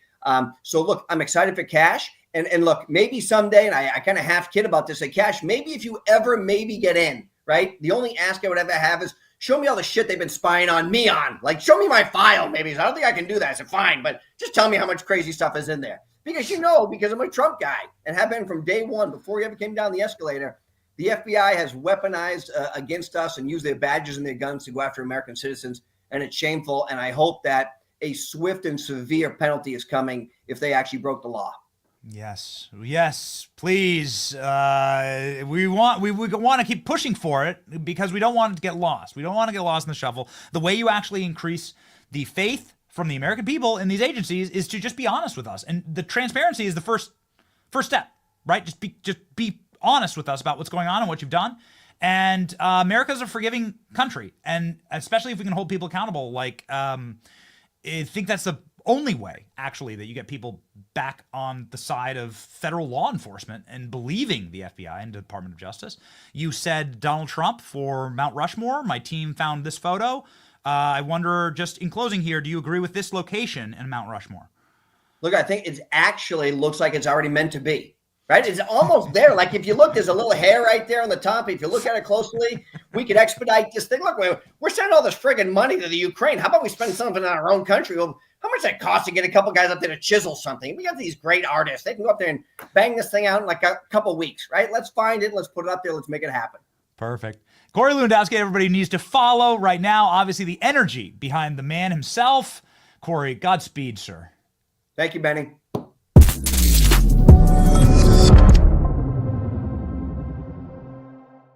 Ladies and gentlemen, President Trump live right now. Let's rock and roll in North Carolina. Honor to be here with these people today that have suffered so much. And to lose everything you have, and you just wonder what you're going to do and where you're going to go. And we just thank God, and I want to say thank God that He's given us the resources to be able to help. And a lot of people have helped. And not just Samaritan's Purse, but there's been many different organizations and volunteers that have just come to Western North Carolina and East Tennessee to help. I grew up, this is my backyard, I grew up about 8 miles or so from here. And went to high school right down the road, about a mile down the road. And so this is home to me. But we've got a family today. We've got the West family. This is their house. So we're here today to show the president just a little bit of the damage and the problems that the people of Western North Carolina are facing. So, Mr. President, thank you for what you have done for Western North Carolina. Thank you for coming again to see. Thank you, your son Don Jr., he came with us twice. And so they've taken a real interest. And this isn't a politician coming down here looking for votes. This is a man who wants to do something, who wants to see some changes, who wants to make life better for you. So thank you. And Melania, thank you so much for coming.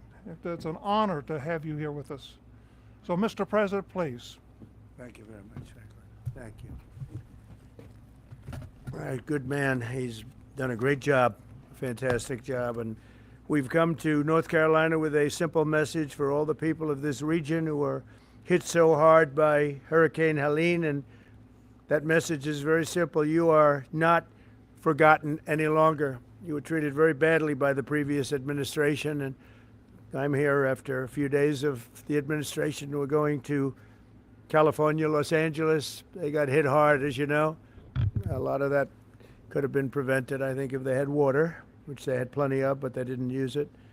But I'm going there, and it was set up to go there. They said, well, what about North Carolina?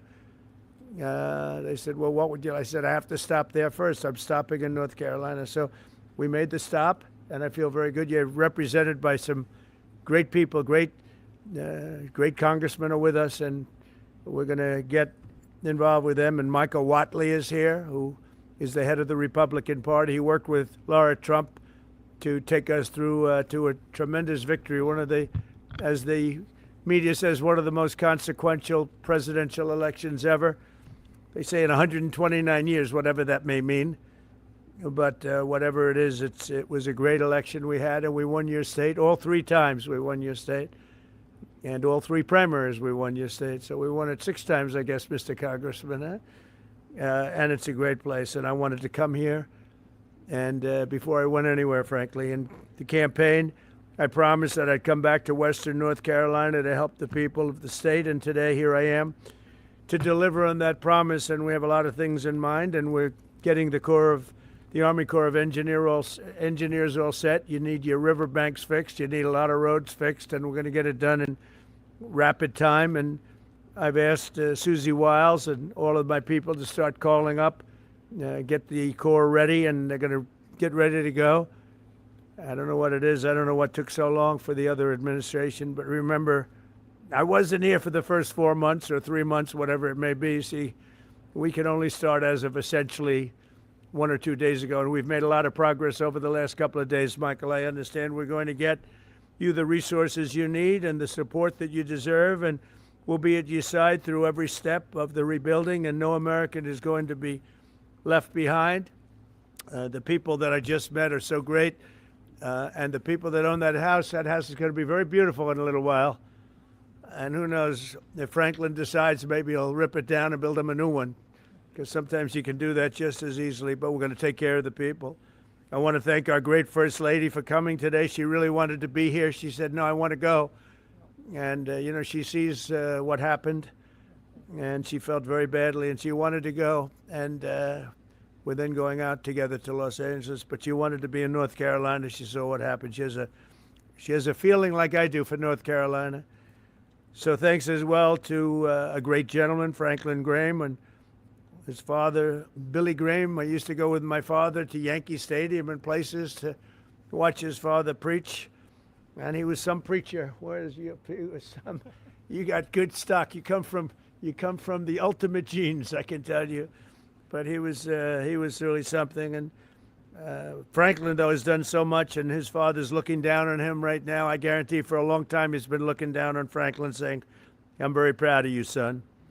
He really is, because what Franklin's done with Samaritan's Purse is incredible. They told me just yesterday that Samaritan's Purse has been great, but the FEMA people sort of left you high and dry, but we're going to change that around. We're not happy with FEMA. As well as all of the representatives. You have great representatives here. Chuck Edwards, who's here someplace. Where's Chuck? Where's Chuck? Chuck. Tim Moore. Tim, thank you, Tim. Great job, too. Both of you guys. Virginia Fox, a power. She's a power, that one. Don't ever have her as your enemy. It's not good. It's not healthy. Pat Harrigan. Good job, Pat.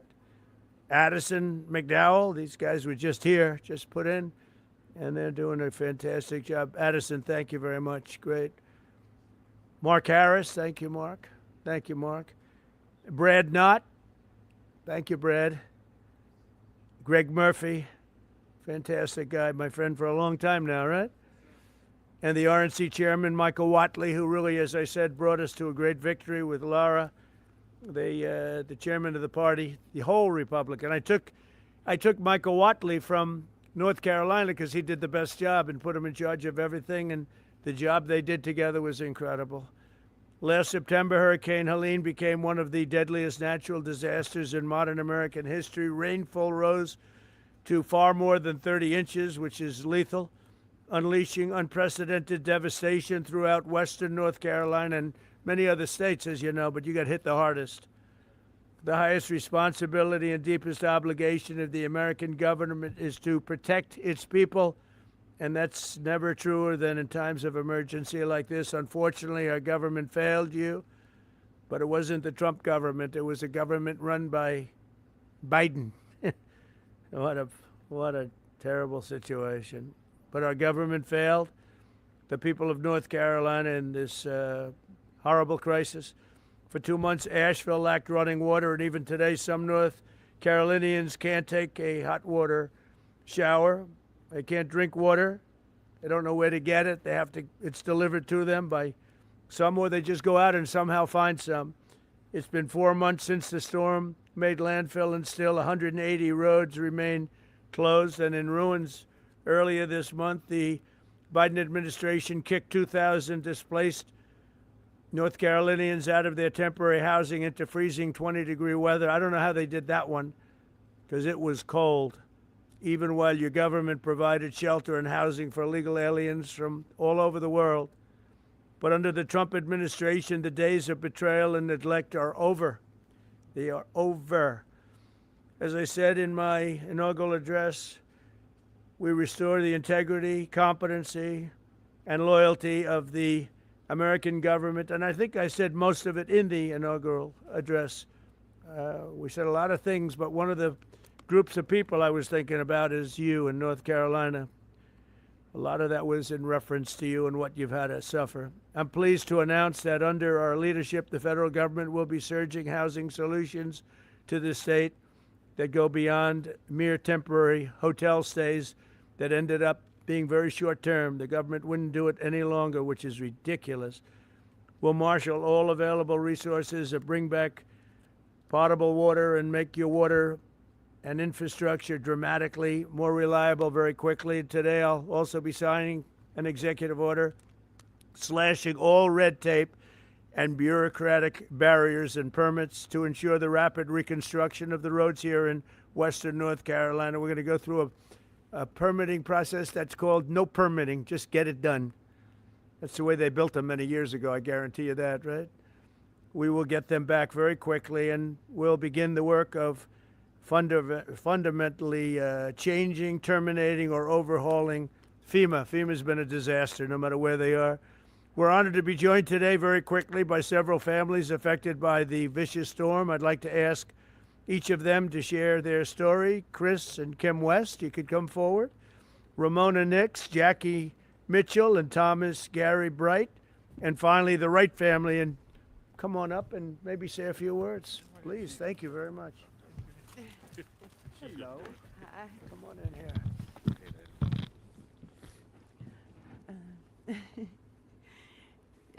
Whenever it started, we started moving our vehicles to the top of the road, and by the time we got the vehicles moved, the water had already hit our ankles in the house. And so I grabbed my purse and my little pug dog, and my husband grabbed the dog food and put it in a trash bag, and by the time we got out into the driveway, it was already waist deep, and there was sticks and that kind of thing. I didn't think I was going to make it, but we did make it out, and we made it to the top of the road, and we were kind of stuck there for hours because we couldn't get out any of the ways because it was flooded all the way around. It took us hours, and we sat there, and finally it receded enough to where we could actually get out. It was probably like close to midnight, and it started like 5-6 o'clock in the morning. We just lost everything that we had. Didn't even have a brush for like 3 days. So. Thank you. Okay, good.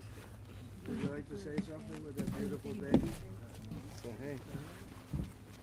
Hey. Yeah, so when the hurricane storms hit North Carolina, hit our home, my daughter and my wife and I were actually out of town. But unfortunately, my dad was still at home, and my mother was staying at our house with our animals. And the waters got so high that it actually lifted between that and the tornado that came through, or microburst is what they've been calling them, and lifted his home and the house that I grew up in and crashed it into our barn. It took away his business. It took away all of our tools and tractors and everything needed to keep the farm going. And my mother was trapped in the house, and there was no way to escape because the water got so high. The only thing she could do was ride it out and wait till the waters came down. So we've been doing a little bit of battling with our insurance and FEMA. We did have proper insurance with flood insurance and homeowners insurance, but since we had proper insurance, FEMA's not been able to assist us with a whole lot of things. And again, we've been having some issues with trying to get some payout for our insurance in a timely manner. We had to do mold mitigation on our home, which is extremely expensive, before the structural engineer even came out in order to get our flood payout. And to me, that was not really acceptable. Has the insurance company been responsive or not really? Not so much. You know, Are they again, gonna give you the money they have to give you? I'm hoping so. And we need some assistance with that. We reached out to an attorney. What's the name of the insurance company? North Carolina Farm Bureau. You gotta move them, right? Yep. That's terrible. That's what we're after here. Are a lot So of people having that problem too, with the insurance companies, general, different insurance companies, and they're all difficult, or just the one particular one? I've heard different stories from others, and Have a you lot heard of folks some are. were responsive? And I've heard some good instances of even Farm Bureau themselves, but in my case, you know, they'd send out a third-party adjuster immediately. Well, they wound up firing that third-party adjuster group. He gave us a quote for a much higher estimate than what we received. And he got fired? And then he got let go. Yeah, he got fired. So then they brought in another third-party adjuster to come in and lowball us. We've not received any kind of, so the flood insurance is our primary insurance, and so there was roof leaks in the home that the inspectors found, the adjusters. Well, that contributed to us losing some of our personal property as it come in the third story where there's no, or second story living space, where the flood water, well above the flood waters. So they've neglected us for. Was your mother saved? Yes, she's safe. So Yep. you wrote her down?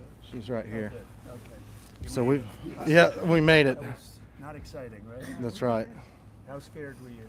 Very. Did you think you were going to make it? No. You didn't think so? Nope. I just started praying. So you were sort of on a boat. Your house became a boat. It's a big pontoon. That's some story. It was the Would you beach like to house say on something? the steps. I'll bet this guy would like to say something. I can tell. I was next door to the house, and my son was out of town, so when he came in to Charlotte to my sister's, he called about 2 in the morning because at midnight the water was still in the stream, within the banks. So when he called, the water was coming up, so I started moving vehicles up to about 5:30 in the morning, and she was in the house, and I pulled up to the steps and I said, hop on the fender and I'll get you out. Well, he built a beach house on stilts, 5 times higher than the floodplain. And she said, well, he said I'd be okay. So I'm staying with the dogs. So I went to higher ground with some vehicles, hers included, and the water covered everything. But I'd already seen it come around both sides of my place. So I got my blind and deaf dog and a bag of valuables and took up off the side of the hill behind my house, and then was heading to the cemetery back there because I knew it was open, because there was trees falling and uprooting. It was raining. It was, You never saw anything like that? no, I've been through floods There's never been anything. all my life around there. Never nothing. Never been anything like that. Mm-mm. But you're okay, right? Yep. House destroyed. Yeah, well, we're gonna help you out. We're gonna help you out. Appreciate it. Okay. Thanks for being here. Anybody else? You guys okay? Our day that morning began a little taller with some trees falling into our house, which our house is goes back 4 generations, 80 years, and never came close to flooding.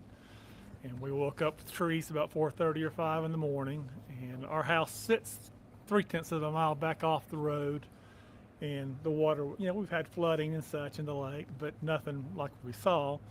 And like most everybody else, we moved 5 vehicles as far up, and lawnmowers and everything else, and the water started coming in the house. And when I got up to about ankle high, we have a loft. I got her up in that and tried to gather what you might want, which was totally random. And then when it made it to the loft and started getting up to about her hips, I built a little makeshift ladder and we got out on our roof. And we spent 4 hours on the roof I had a little baggie. I did notes on my cell phone to my 2 kids and my 2 grandkids, and something to identify me in case we were lost in it. Did you think you were going to make it? No, we're. Oh, you didn't? Yeah, we didn't think we were going to make it at all. I mean, our house was 25 feet underwater. So you didn't think you were going to live? No, we were watching houses, trailers, bodies coming by us. And we live in the Azalea Road area in East Asheville, O-Team. Yeah, we watched our garage float by. Yeah. But, you know, we got to a point where it crested about 4 feet up on the roof. We took about 3 or 4 hours for it so we could kind of do everything in reverse and got out in the mud to higher ground. And I got out higher ground up to a subway and got over to her daughter's house, where when she saw that I didn't have her, she lost it. And I was like, she's okay, she's alive. And we tried to make our way back in there and gather things best we could. But, you know, found a body right away. There was about 8 bodies in our area that first 2 weeks located. And we were lucky we weren't one of them and blessed. But like other people, no insurance on flood insurance, so we had to depend on FEMA. They did what they could do, and of course it's not enough. Yes, that's crazy. But yeah, again, we're thankful to be alive, but it's a long haul. What are you doing now? Staying in a camper. I've never been, if y'all notice, I'm a big guy. I don't sleep in campers very, very well. And the first night we spent in the camper, very grateful with the Asheville Dream Center coming through with one. And Do you still have the land? oh yeah, it's family land. Yeah, the land, it looks like a beach now. It's sand, but Can it be built on? yes, Do you intend to do that? yes.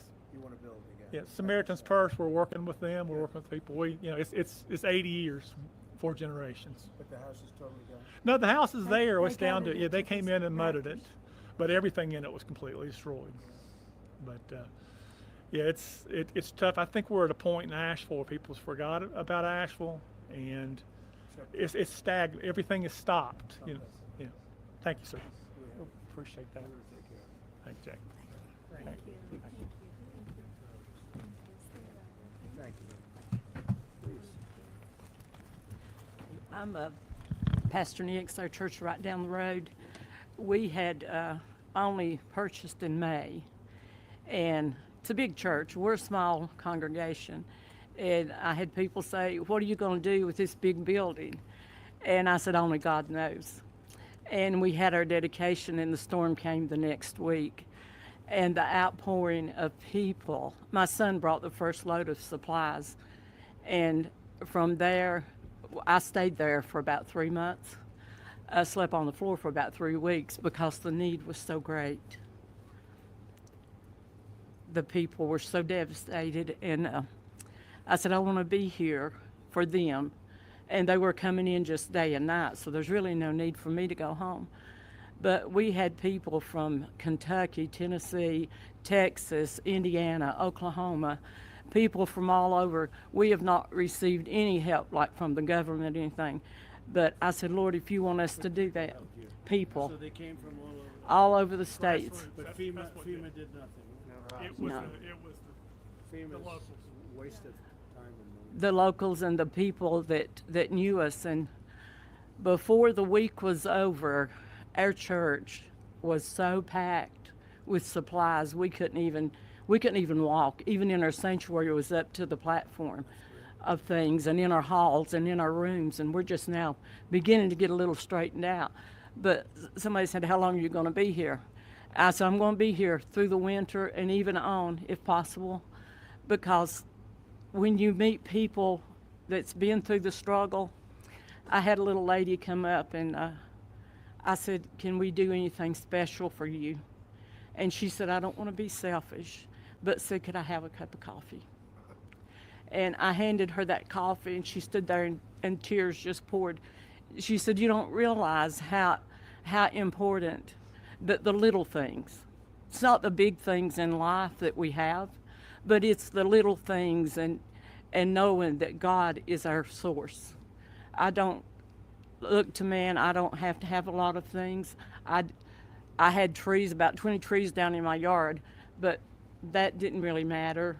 doesn't matter, because the needs of the people is what I want to be there for. God is good. He's very good. And my daughter now, her house is really in bad shape, and I'll let her tell you about that. But thank you, President. This is our president. We appreciate you so much. I live out in the Fairview area of North Carolina and near the Back Cave, Lake Lure area. And our area was hit. It was hit really hard. I was home alone, and my husband had stayed in town because we take care of a little lady that's 98 years old, and she lives out in the woods by herself. And I said, just stay with her and make sure that she's okay. And I got up the next morning, and my first thought was, I want to go see what our road and bridge looks like. So as I was making it down to the road and the bridge, there was no road and bridge. And so, here we are, we're like at a little island, we can't access the main road or anything. And then the fire department came by the next day and said that they were evacuating me and my neighbor because a landslide was going to come. And they told me to get my stuff and get ready. And so while I was getting my stuff and getting ready, there was a knock at the door, so I thought it was the fireman. And I went to the door, and there stood my 21-year-old son.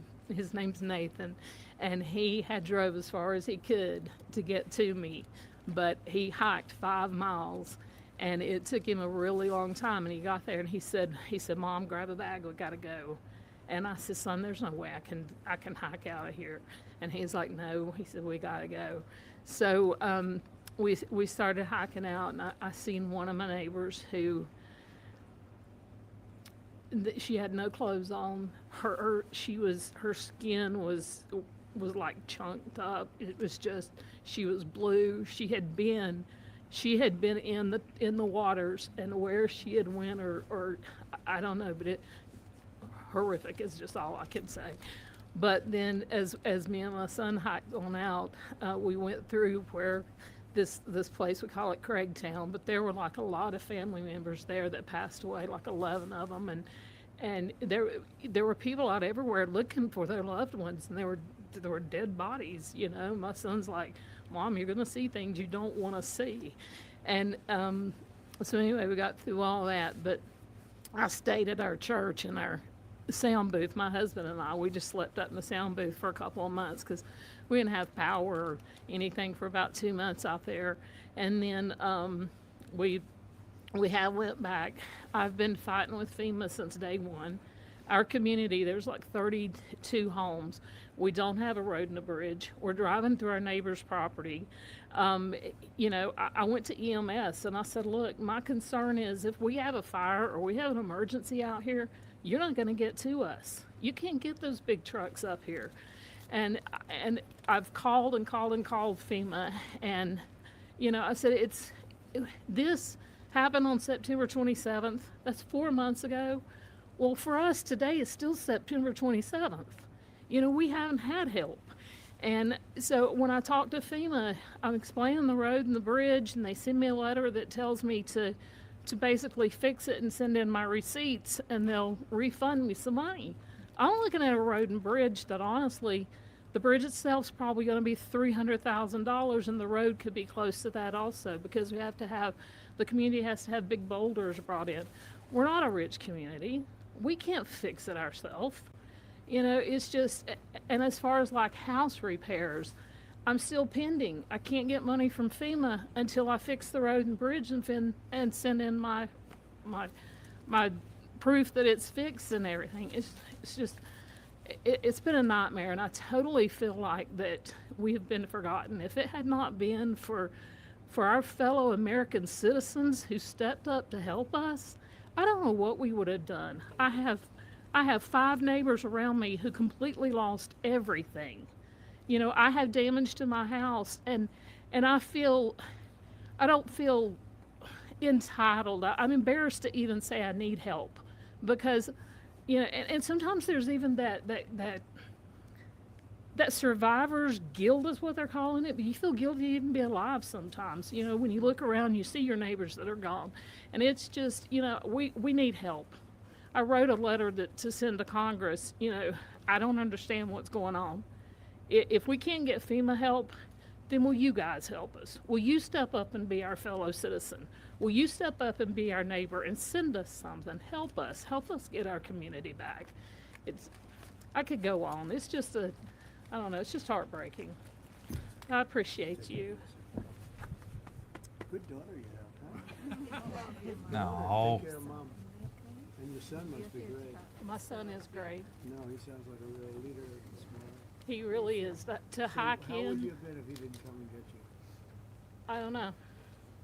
I'd just would have been there until, because the only thing we could do, there was no way to get out there. The only thing we could do is just hike up to the church, the first church that was up there, about 3 miles, to get, maybe what we needed or something. I don't know.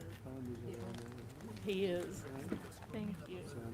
Well, again, thank you very much, everybody. So we're going to be here. We're going to be working with our congressmen and women, and they're going to do a job. And Michael Watley is going to be very much in charge, and you'll get it done. And FEMA's ready to rock. They haven't done the job because they weren't really told to do the job by Biden. I guess Biden was thinking about other things, wasn't he? But they weren't told. What they did, what the past administration did to North Carolina is a disgrace. So I just want to wish you all well. I was here right after the event, and I couldn't believe it. I have never seen anything like it. I've seen a lot of bad things, but I've never seen anything like it. And it's an honor to meet the people behind me, and it's an honor to be with our congressional delegation and some of the other politicians in the area. And it's an honor to have Michael Watley at my side, because maybe we wouldn't be standing here as president if he wasn't. Him and Laura Trump were unbelievable as the head of the Republican Party. So he happens to come from a place called North Carolina. So I said, Michael, fix it. So good luck. Good luck. And we'll supply what you need. You know that. Okay? Thank you. Thank you all very much. Thank you very much. Heartbreaking stories and how there's been so many local groups stepped up to assist these families. That's one of the things you hear. Any talk on having money instead of going to FEMA and going through the bureaucracy to go to them? That's what I want to do. We want to bring it locally so that a state takes care of its problem, and then they can bring it down to a local level, like Samaritan's Purse and Franklin, because that's one of the better examples. But you had numbers of people that did a great job. You have groups that did a great job and organizations. The one that didn't do a good job was the government. They did a bad job. They did, in many ways, they did no job. They weren't even available. So, good question. The answer is we go local. I think it'll work much better. FEMA is a very expensive organization that really doesn't work out very well. It hasn't. This is not the only example. So it was up to me right now. It ended right now, and I just let the state take care of the problem. I mean, you can always have problems. Let the state, if it's Florida, it's a hurricane, let Florida take care of it. They don't need FEMA to come in. Yeah? Is it within FEMA, outside of FEMA? Yeah, I envision a very important role for him. It's any role he wants. He's a very capable guy, Michael Watley, a very capable guy, and he's friends and works with these guys, keeps them elected, right? They have to do a good job. Otherwise, no matter how good Michael is, not going to work. But they've done an amazing job. They've been great. You're lucky you have great congressmen here. And woman, by the way, a great woman, very powerful woman. They're going to do a great job. They'll do it together. They'll work together, and we'll supply what they need as they need it. We'll coordinate that, and we will immediately get the Army Corps, Michael, because you need roads built. We're talking about the bridge. We're talking about roads and things. So we got to get them built, all right? Okay? Thank you all very much. Thank you very much.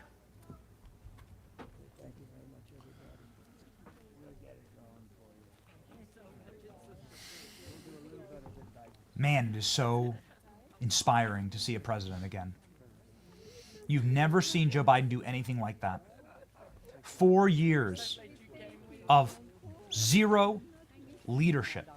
4 years of cruelty towards the American people and the people who they represent. No visits, no embraces, no funding, no compassion, no care. It is so inspiring to see Donald Trump in presidential mode again. It is so inspiring to see Trump locked in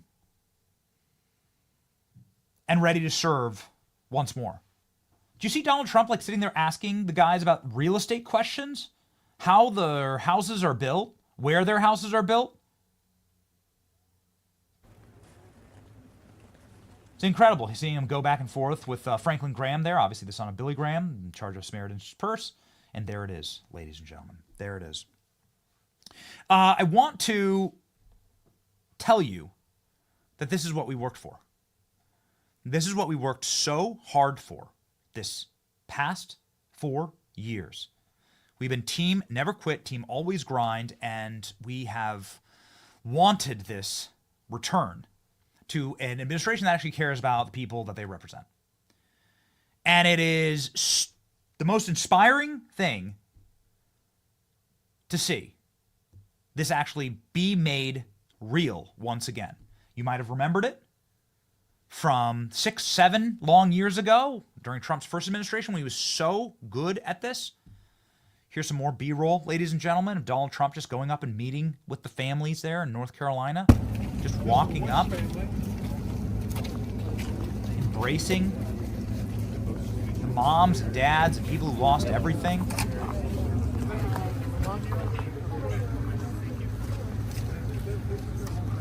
We haven't seen anything like this. Joe Biden doddering in, having to be told where to go, having to be told what to say.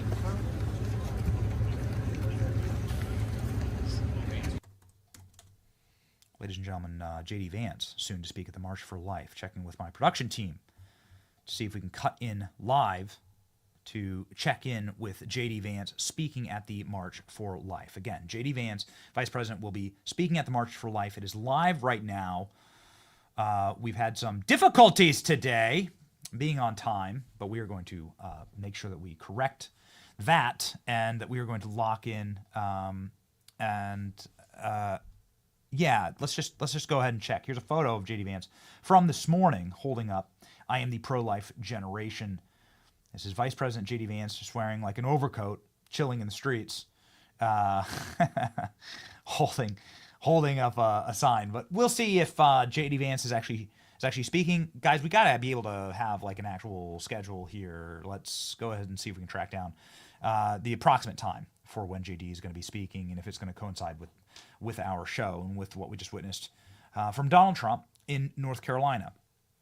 And ladies and gentlemen, what we're witnessing is history. What we're witnessing is a reassertion of the will of the people. This is actual democracy, which is when the country that we want slowly becomes real. And the will of the majority, ladies and gentlemen. And this is what we're seeing right now. This is live. And we apologize for our communication errors this morning with our lives. Getting a little behind. This is live right now. J.D. Vance speaking at the March for Life.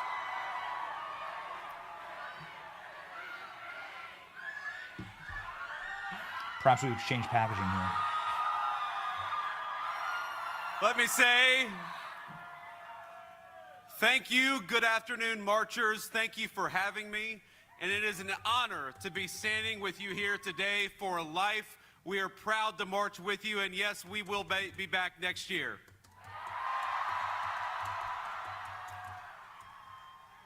The excitement, the passion, the unwavering conviction that every single person here on the National Mall clearly feels. It is deeply moving to me and means more to President Trump and I than I could possibly say. For over a half century, this march has united tens of thousands of Americans from all walks of life to rally for the cause of life in our nation. It is the single largest gathering in the world to celebrate our movement, the victories we've fought so hard for, and yes, the victories yet to come. And I want to personally welcome all of you who have traveled from far and wide to our nation's capital. Thank you for your dedication, and it is an incredible crowd, and it's great to see you today.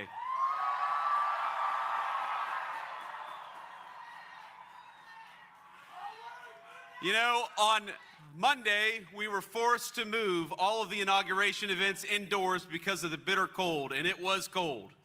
But you guys, and it's cold today, here you are outside in an especially frigid January. And I don't think I've ever seen such a joyful crowd out here, particularly during this time of year.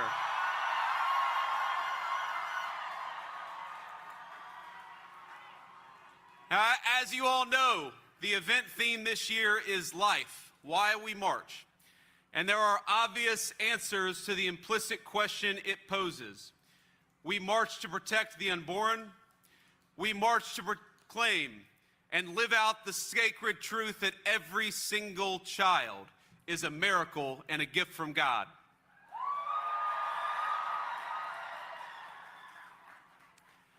Now, each time Usha and I welcomed our own children into the world, we saw firsthand the indescribable beauty of new life, and yes, as you can see, sometimes the behavioral challenges that we had on Monday, but they were good. They were good.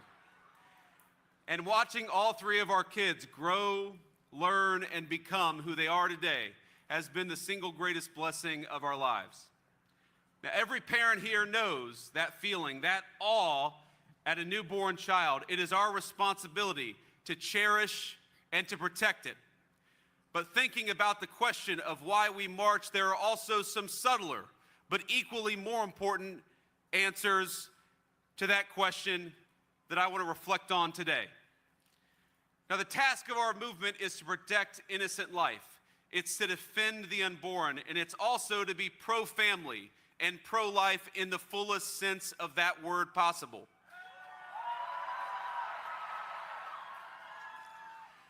Now, across my own lifetime, I can't tell you the number of friends and other acquaintances I've had who, facing a pregnancy or the prospect of one, react not with joy but with concern. They wonder, how can they afford it? What will it mean for their education, their career, their relationship, or their family? And I know how many of you in this crowd have devoted immeasurable time and resources to help answer those questions and to lend a hand to young people facing a moment of desperation. But by and large, our society, our country, has not yet stepped up in the way you have.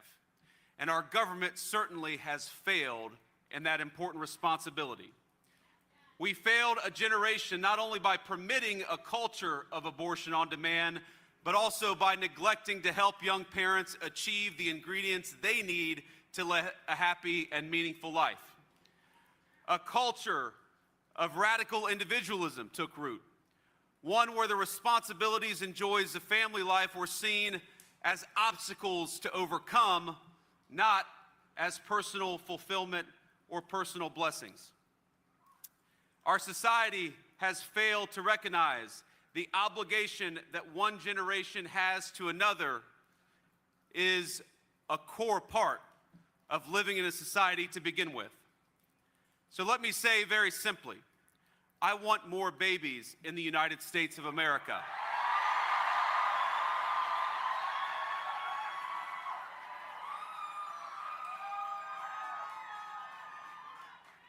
I want more happy children in our country. And I want beautiful young men and women who are eager to welcome them into the world and eager to raise them.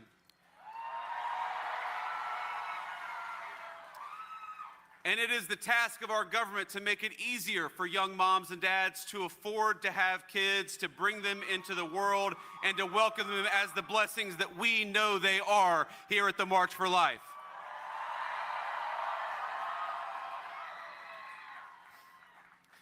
Now, it should be easier to raise a family, easier to find a good job, easier to build a home, to raise that family in, easier to save up and purchase a good stroller, a crib for a nursery. We need a culture that celebrates life at all stages, one that recognizes and truly believes that the benchmark of national success is not our GDP number or our stock market, but whether people feel that they can raise thriving and healthy families in our country.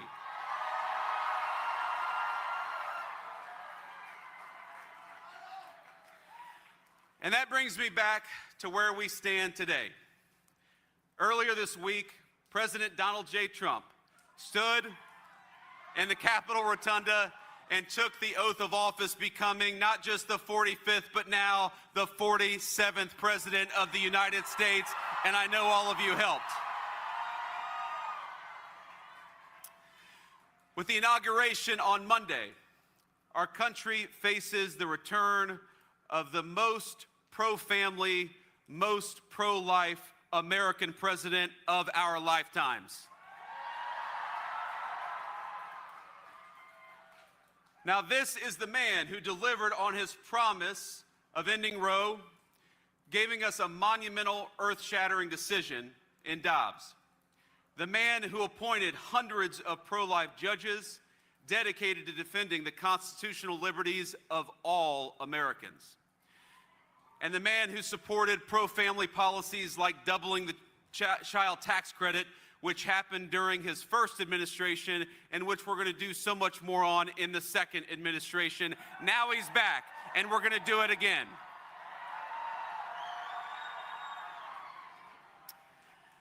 Now, yesterday, President Trump issued a strong endorsement of the Born Alive Abortion Act, ensuring that those babies who survived botched abortions enjoy the equal protection under law, which is the obligation of every citizen to enjoy in this country.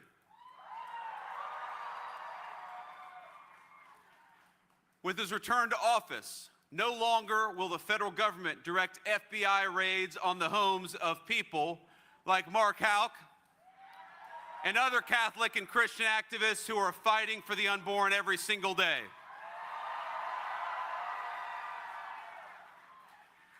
And no longer will our government throw pro-life protesters and activists, elderly, grandparents, or anybody else in prison. It stopped on Monday, and we're not going to let it come back to this country.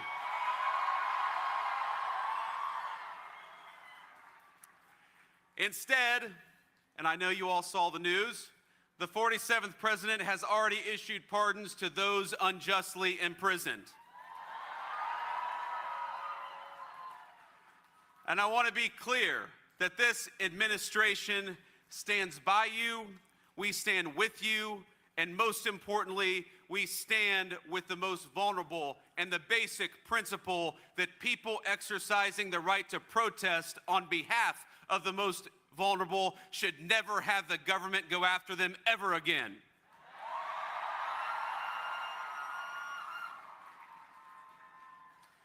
Now, the crowd assembled here in this incredible national mall provides an extraordinary example for our nation.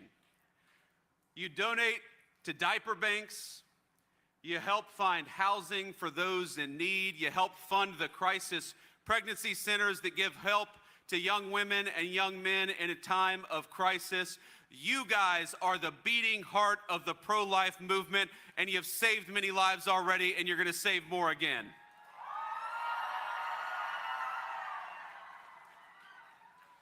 You being here this very March is a reminder of the incredible strength and unity of the pro-life movement, and from the bottom of my heart, thank you. Thank you for being here, and thank you for marching here today.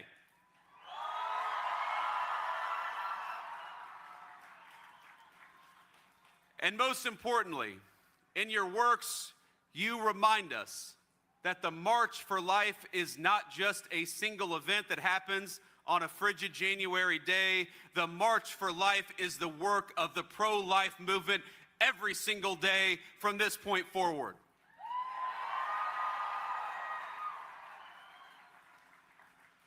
Now, it is a lifelong call to action, a moment in time, but every single day that you guys do what you do, from supporting young moms and dads to fighting for the unborn, to working with our legislatures at the state and federal level, you make it possible for us to stand here and say that America is fundamentally a pro-baby, a pro-life, and a pro-family country.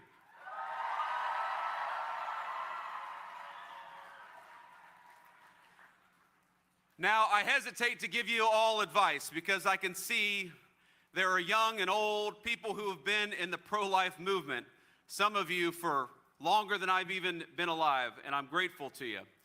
But if I can offer one piece of advice, it's a piece of advice born out of my own experience. There was a point when I would get frustrated with people who didn't see what we saw. I would get frustrated that people could look at a picture of a baby on an ultrasound and see not a human being, but just a clump of cells. But one of the things that being a father has taught me, and one of the things that being in politics has taught me over the last couple of years, is that it is a blessing to know the truth, and the truth is that unborn life is worthy of protection.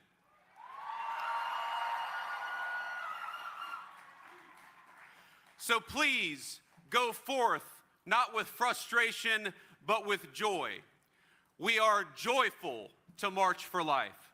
We are joyful to know that that picture on an ultrasound, that is a picture of a baby with hopes and dreams and potential to come.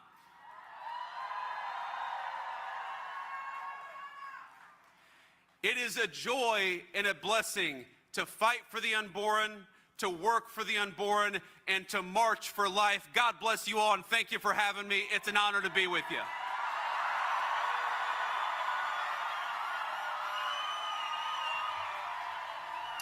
Ladies and gentlemen, in my lifetime, Ronald Reagan, George H.W. Bush, George W. Bush, the John McCains, the Mitt Romneys, they all claim to be pro-life. They all said that we're Christians, and we go to church, and we care about the unborn. Yet every single one of them cowered in fear in the White House. By the way, this takes place across the street from the White House. Every one of those pro-life Republicans hid in fear whenever the March for Life happened. It was just too politically costly for them. And now, ladies and gentlemen, Donald Trump has not sent one, but two vice presidents to speak at the March for Life. Donald Trump has spoken at the March for Life himself. Donald Trump sent a video in today to the March for Life, confirming that he is the most pro-life president in American history. Not by a little, by a lot. Make more babies, ladies and gentlemen. Make more babies. President Trump's message to the March for Life, ladies and gentlemen, I think to sort of cement the point here, why not? Let's rock and roll.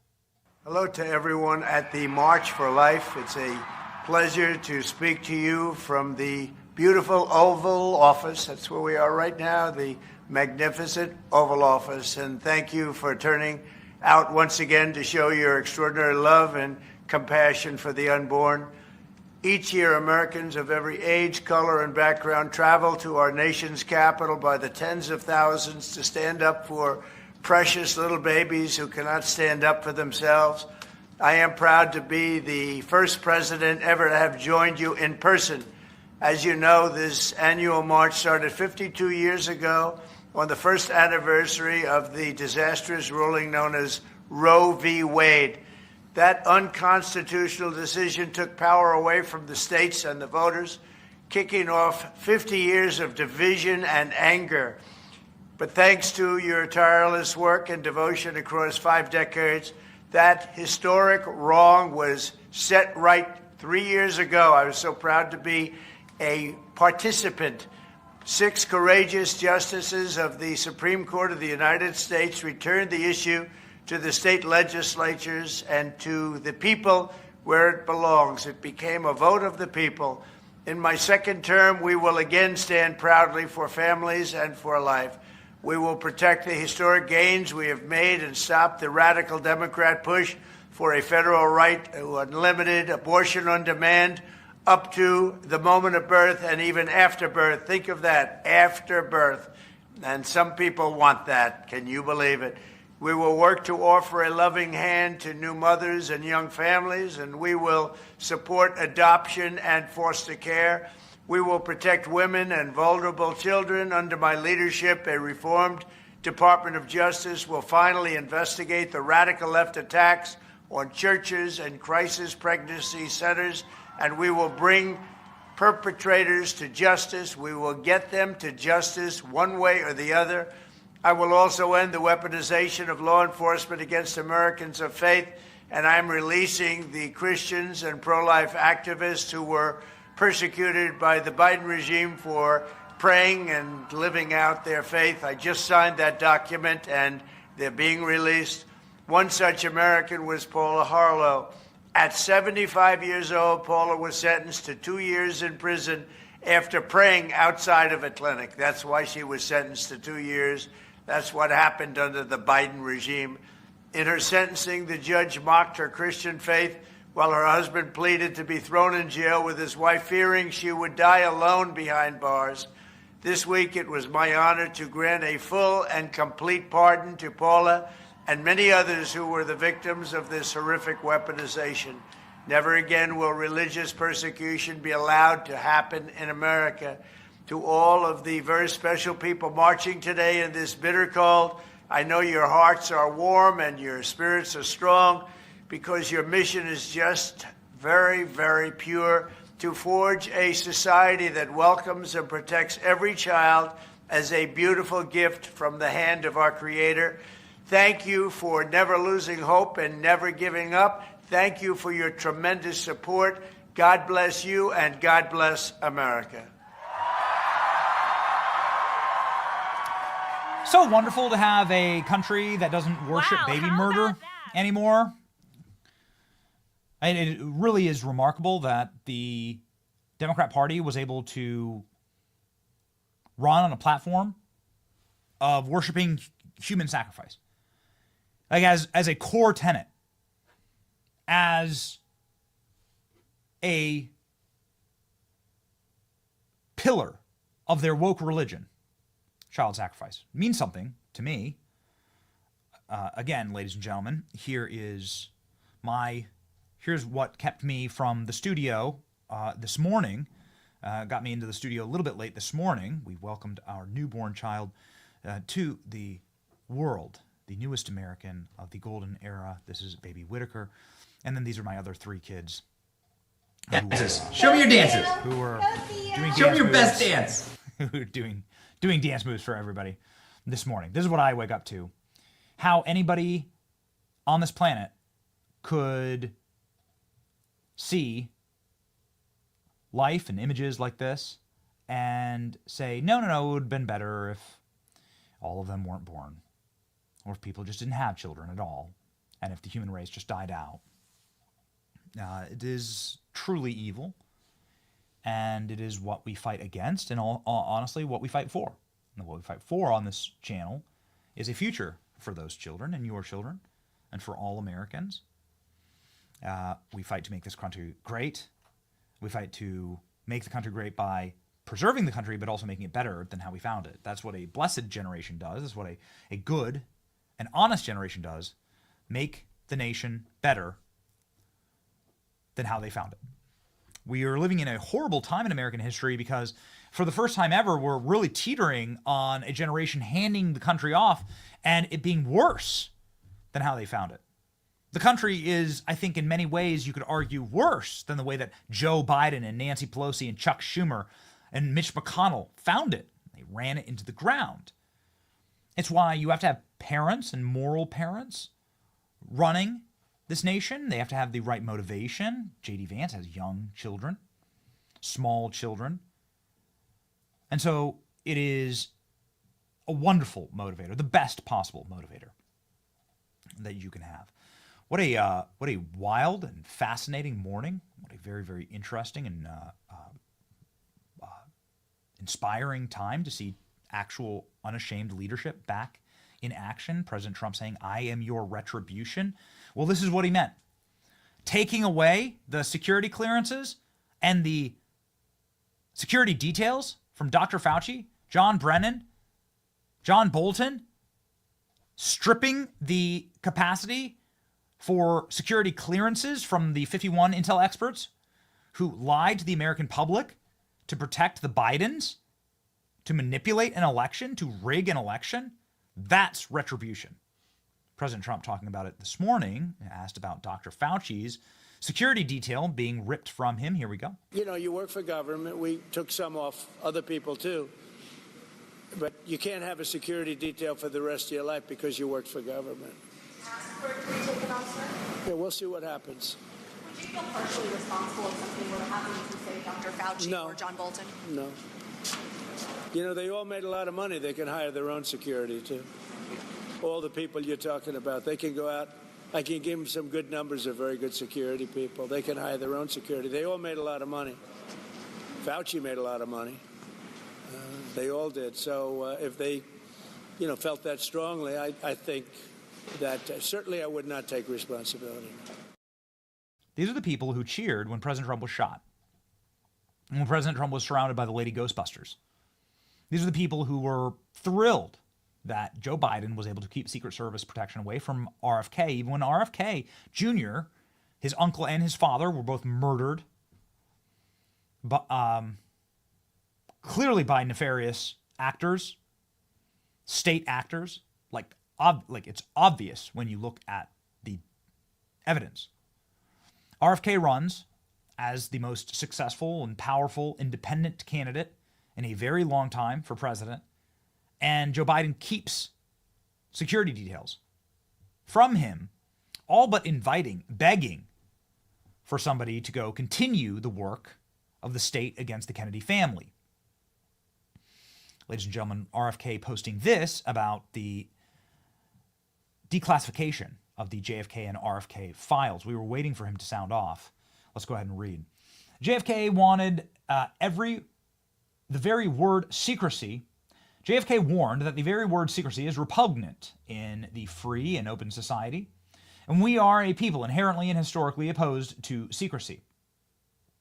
We decided a long time ago that the dangers of excessive and unwarranted concealment of pertinent facts far outweigh the dangers that are cited to justify it. 60-year strategy of lies and secrecy, disinformation, censorship, defamation employed by intel officials to obscure and suppress the troubling facts about the JFK assassination as provided by the playbook of series of subsequent crises, the MLK and RFK assassinations, Vietnam, 9/11, Iraq, COVID, have all accelerated this version of our exemplary democracy by the military and medical industrial complex and pushed us further down the road of totalitarianism. A nation that does not trust its people is a nation that is afraid of its people. A government that withholds information is inherently fear of its citizens' ability to make informed decisions and participate actively in a democracy. Thank you, President Trump, for trusting American citizens and taking the first step down a road towards revising this disastrous trajectory. Beautiful statement there from RFK, who's the most famous Kennedy living. RFK, someone who will be facing a real gauntlet in the Senate next week for his confirmation hearing to be HHS secretary. This was what Tucker Carlson found when he investigated who actually killed JFK. He asked the CIA, now the director of the CIA has been sworn into office. His name is John Ratcliffe. He sailed through confirmations. Also Marco Rubio. Soon today, hopefully, we will have Pete Hegseth as well. So, ladies and gentlemen, here's what Tucker found when he did just a tertiary investigation into the declassification of what exists still in the JFK files. We decided to find out. We spoke to someone who had access to these still hidden CIA documents, a person who was deeply familiar with what they contain. We asked this person directly, did the CIA have a hand in the murder of John F. Kennedy, an American president? And here's the reply we received verbatim. Quote, the answer is yes. I believe they were involved. It's a whole different country from what we thought it was. It's all fake. It's hard to imagine a more jarring response than that. Again, this is not a, quote, conspiracy theorist that we spoke to. Not even close. This is someone with direct knowledge of the information that once again is being withheld from the American public. And the answer we received was unequivocal. Yes, the CIA was involved in the assassination of the president. Now, some people will not be surprised to hear that. They suspected it all along. But no matter how you feel about or what you thought about the Kennedy assassination, pause to consider what this means. It means that within the U.S. government, there are forces wholly beyond democratic control. These forces are more powerful than the elected officials that supposedly oversee them. These forces can affect election outcomes. They can even hide their complicity in the murder of an American president. In other words, they can do pretty much anything they want. They constitute a government within a government, mocking by their very existence the idea of democracy. As cynical as we have become after 30 years of watching government officials ignore the voters who employ them, we were shocked to learn this. It's not acceptable. Americans have trusted their government less with every passing year since the killing of John F. Kennedy. Maybe this is why. And people have known this for a long time. The people who knew would include every director of the CIA since November of 1963. And that list would include Obama's CIA director, John Brennan, one of the most sinister and dishonest figures in American life. That list would also include, we are sad to say, our friend Mike Pompeo. Not our friend. Mike Pompeo had his security clearance revoked, along with his security detail. Why did Mike Pompeo have a security detail? You paid for it. You have a right to ask. John Brennan as well. Security clearance is stripped. Security details gone. And now DOJ, just seconds ago, announcing $480 million worth of government waste has now been returned to the taxpayers in the cancellation of leases and the ending of consultancies and stupid security programs and protocols for guys like Dr. Fauci. $12 million a month. Let me say it again. $12 million a month being spent on Dr. Fauci's security by the American taxpayer.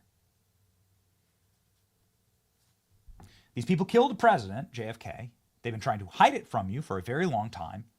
And then they use taxpayer funding to guard themselves in case you don't like the totalitarianism and lies that they have been forcing all of us to eat for a very long time. And it's now over, ladies and gentlemen. We've had a belly full of it.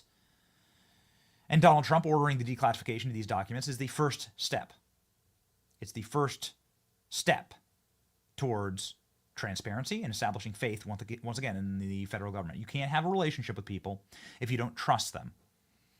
If you don't believe what they're saying, then you can't have that relationship. Ladies and gentlemen, this is an important moment in American history. We're thrilled to be able to be alive during it. Make sure that you are locked in with our program and you are following us live wherever we go. Now we know today, as we've explained, today we had a couple of we were late on a couple of our President Trump lives because there was so much going on and because we had we had delays in understanding what the president's schedule was. And so, ladies and gentlemen, we effort as hard as we possibly can to ensure that we are live, accurate, and to as best of our ability first in this. We're going to be doing a lot of work on that. Ladies and gentlemen, joining us in that work is going to be Patriot Mobile, who keeps us connected all across the country. Patriot Mobile is providing excellent cell phone service to us, to our team, but also it's service that supports our rights and freedoms in this nation. With Patriot Mobile, you get outstanding nationwide service and coverage because they operate on all three major networks. Every single dollar you spend with Patriot Mobile supports the First Amendment, Second Amendment, sanctity of life, veterans, and first responders. Switching is easy.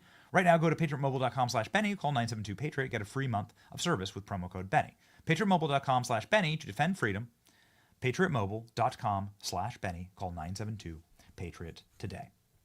So speaking of the CIA, Donald Trump's CIA director, John Ratcliffe, talking about John Brennan, says that the tenure is the worst things that has ever happened to the agency and needs to politicize it. Man, John Brennan getting just completely cooked. John Brennan is a just deeply sinister, evil individual who, by every measure, is the man who launched Russiagate, helped the Hillary Clinton campaign launch Russiagate. There was this famous meeting at the White House where John Brennan briefed Barack Obama and Joe Biden about Russiagate and about making sure that they can criminally prosecute members of the Trump administration over this lie and over this hoax. How many other dark and filthy, illegal things has John Brennan done? I'm not exactly certain, but ladies and gentlemen, sure would be nice to see the Brennan files. President Donald Trump's newly confirmed Central Intelligence Agency Director John Ratcliffe told Breitbart News exclusively that he views his mission as restoring the world's preeminent intelligence agency in its core primary objective and undoing a lasting damage that one of his predecessors, John Brennan, did. It would be fair to say that his tenure was one of the worst things ever happened to the agency, Ratcliffe told Breitbart News in his first interview after becoming CIA director. Ratcliffe served as the director of national intelligence in Trump's first term and was just confirmed on Thursday afternoon. Ladies and gentlemen, he's the guy who's stripping the security clearances from all of these orcs and goblins from inside of the deep state to make sure that they can't make any more money. If you don't have a security clearance, then you can't be handling state secrets, and you can't tell all of your lobbyist friends or all of your military consultants that you'll be able to do their dirty work. So it's a really great way to make sure that these people get impoverished. Ladies and gentlemen, we are witnessing a lot of news happening this morning. And we're not done yet. President Trump's going to go to California. He's going to be facing off with Gavin Newsom on the tarmac. Tonight, we're going to figure out how we're going to cover that. And then there's going to be a Pete Hegseth confirmation vote inside of the United States Senate. That's going to be something, obviously, that we're going to be watching very, very closely. Please, ladies and gentlemen, consider joining our Benny Brigade if you want to get locked in with our programming and up to date and ask questions for our Ask Benny Anything of the week. Join right now at bennyjohnson.com. When you join the brigade, you obviously get access to us, our show, our programming, exclusive behind the scenes, and also you get access to the content ahead of time before we publish. And we're going to be unveiling a lot of new features on this, including an interview series that we're going to be doing with key officials in the Trump cabinet, getting your chance to ask a question of them. Before we launch that, we have the Ask Benny Anything that we do every single Friday. So here we go, ladies and gentlemen. Ask Benny Anything. Joel, I thought we had a stinger. Do we not have a stinger for that? We do, yeah. Do we? Okay, all right. Why not? Yeah, why not? This is tradition is all we have in life. Let's go.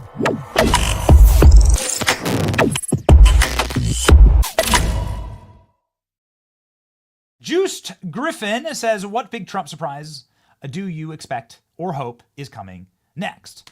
I'm very much looking forward to seeing Donald Trump and Gavin Newsom tonight. I think Donald Trump's going to roast Gavin Newsom to his face. That's what I believe. And it's going to be particularly entertaining. From a larger perspective, I think that Donald Trump's going to end the war in Ukraine. I think that's next. From a larger geopolitical perspective, Donald Trump's about to end the war in Ukraine. Everybody's signaling that, so he's going to be like the peacetime president, and it's going to be a beautiful thing. He's probably going to announce like a crypto reserve that's going to send the internet screaming and celebrating, and then we're going to have to wait until he gets his entire cabinet for like the entire machine to start rolling effectively. He's going to have to get his whole cabinet in. So that is the main drive of this program, to ensure that Donald Trump gets his people in their chairs. K.R. Hubbard, thank you, by the way, Juice, for that question. K.R. Hubbard saying, is there going to be any attempt to get Congress to pass laws making these executive orders permanent? If we don't turn them into laws, we are going to be fighting the same battles forever. Well, that's exactly right, K.R. There is, we spoke about this yesterday, I believe. We spoke about this yesterday with a member of Congress on this program about how there needs to be action on everything from the budget to the border to men and women's sports. This is what we talked about. This is what we talked about with, oh gosh, his name's on the tip of my tongue. Guys, help me out, please. Member of Congress was on the show yesterday. Come on. Let's go. Yeah, Greg Steube. That's right. Greg Steube. Sorry about that. Greg Stubbe saying, again, about 5 hours of sleep this week I've gotten. Greg Stubbe saying he wants to codify into law the banning of men in women's sports. And that it's great that Donald Trump does it by executive order, but we need laws to back these things up. So Greg Stubbe's written that bill, and ladies and gentlemen, we need to back up members of Congress who are actually writing the bills and are actually making these executive orders permanent because, as you saw, what is done by the pen can be undone by the pen. Ned is asking, why doesn't Trump put CNN, MSNBC, and network lamestream media news back of the press pool and put true news up and influencers at the very front? Well, that's exactly why we're going to be heading to the White House very soon. Part of the reason why we were behind today was we were talking with the White House and on a very interesting series of phone calls about doing just that, about being in the room, about asking questions, about getting White House credentials for this program and for other influencers, and making sure that we can actually ask the questions that the American people care about, because clearly the corporate media doesn't. This is a good example, and it's good to keep in mind. While President Trump was doing all of this today, going to North Carolina, the J.D. Vance at the March for Life, Donald Trump did 3 separate press conferences in North Carolina, corporate media didn't cover any of it. Fox went in and out, but MSNBC and CNN were doing segments on panda bears, and MSNBC were doing segments on DEI in universities and how to save DEI in universities. So this is why independent media is so unbelievably important. Obviously, Fox has commercial breaks that they have to go do, and they have segments in and out. So it is so important to support independent media and to know that the corporate media is not going to be delivering to you accurately and on time what's actually going on. The 3 cable networks, Fox, MSNBC, and CNN, only Fox News cut in and out a little bit of Donald Trump's visit to North Carolina. CNN and MSNBC ignored it entirely, never took any of it live. This is the difference for what we're trying to build here. So thank you for your question, Ned. The answer is yes, we are doing that right now. Good news to send you off into your weekend. This is the border right now. President Trump securing the border, getting Marines on the border. Sent the Marines to go secure the border, which is freaking awesome. You see some of the footage here. And the border wall must be built. And the military, now there's approximately 5,000 uniformed military who are armed. This is something that we talked about this week, who are armed there up against the United States border.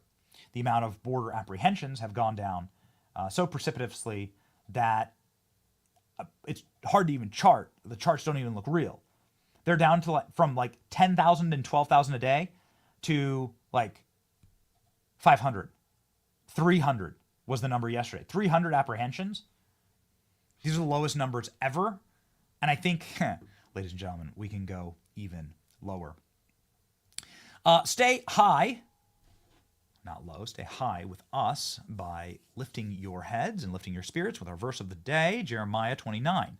For I know the plans that I have for you, declares the Lord, plans to prosper you and not to harm you, plans to give you a hope and a future. Boy, it feels like that this week, doesn't it? It feels like we have a future now, again, as this country. It was dodgy there for a little while. We were at the cliff and on the cliff and on the ledge. And I truly believe that Kamala Harris's job was to finish this nation off and to make it utterly unrecognizable. Permanent Democrat majorities, election cheating across the entire nation, nobody trusting anything ever before, and pure fascistic tyranny. But now, ladies and gentlemen, we're here. And we've won. And it is incumbent upon us to govern and to ensure that this prosperity that is promised to us here, that hope and a future that God gives to us, that is not squandered or wasted, and that we're not ungrateful for it, and that we're proud, ladies and gentlemen, of this moment, and that we protect it, that we're thankful, and that we march forward together to save this place. You can't defeat an army of happy warriors. Enjoy this great weekend in this, the most powerful and most blessed nation on earth. It's your boy Benny. See ya.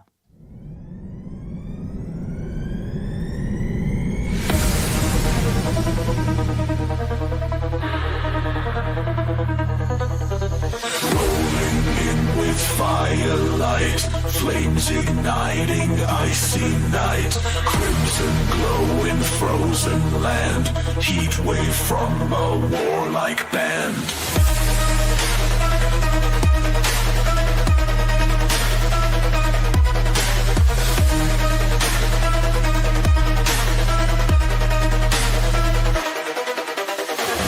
On snow and steel in hand, burn through ice with brutal brand. Hearts of winter melt away, no place left for cold to play.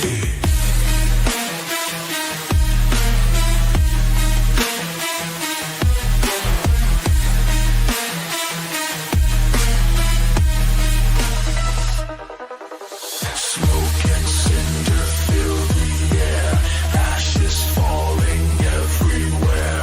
Conquest painted black and red, blazing trails where we have tread. Marching on in endless heat, cold defeated, feel the beat.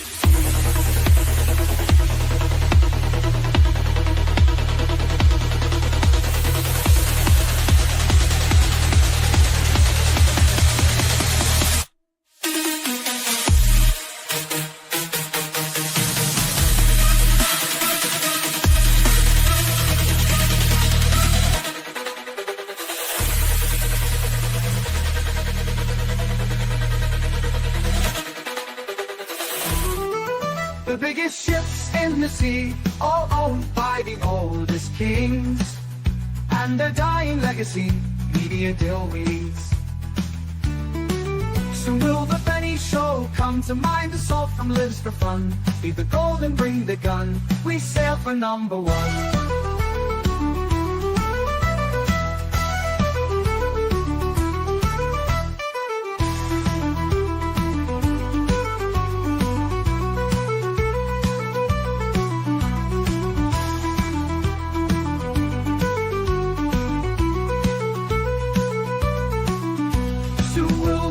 Show come to mind, the salt from lives for fun. Leave the gold and bring the gun, we sail for #1. The biggest ships in the sea, all owned by the oldest king.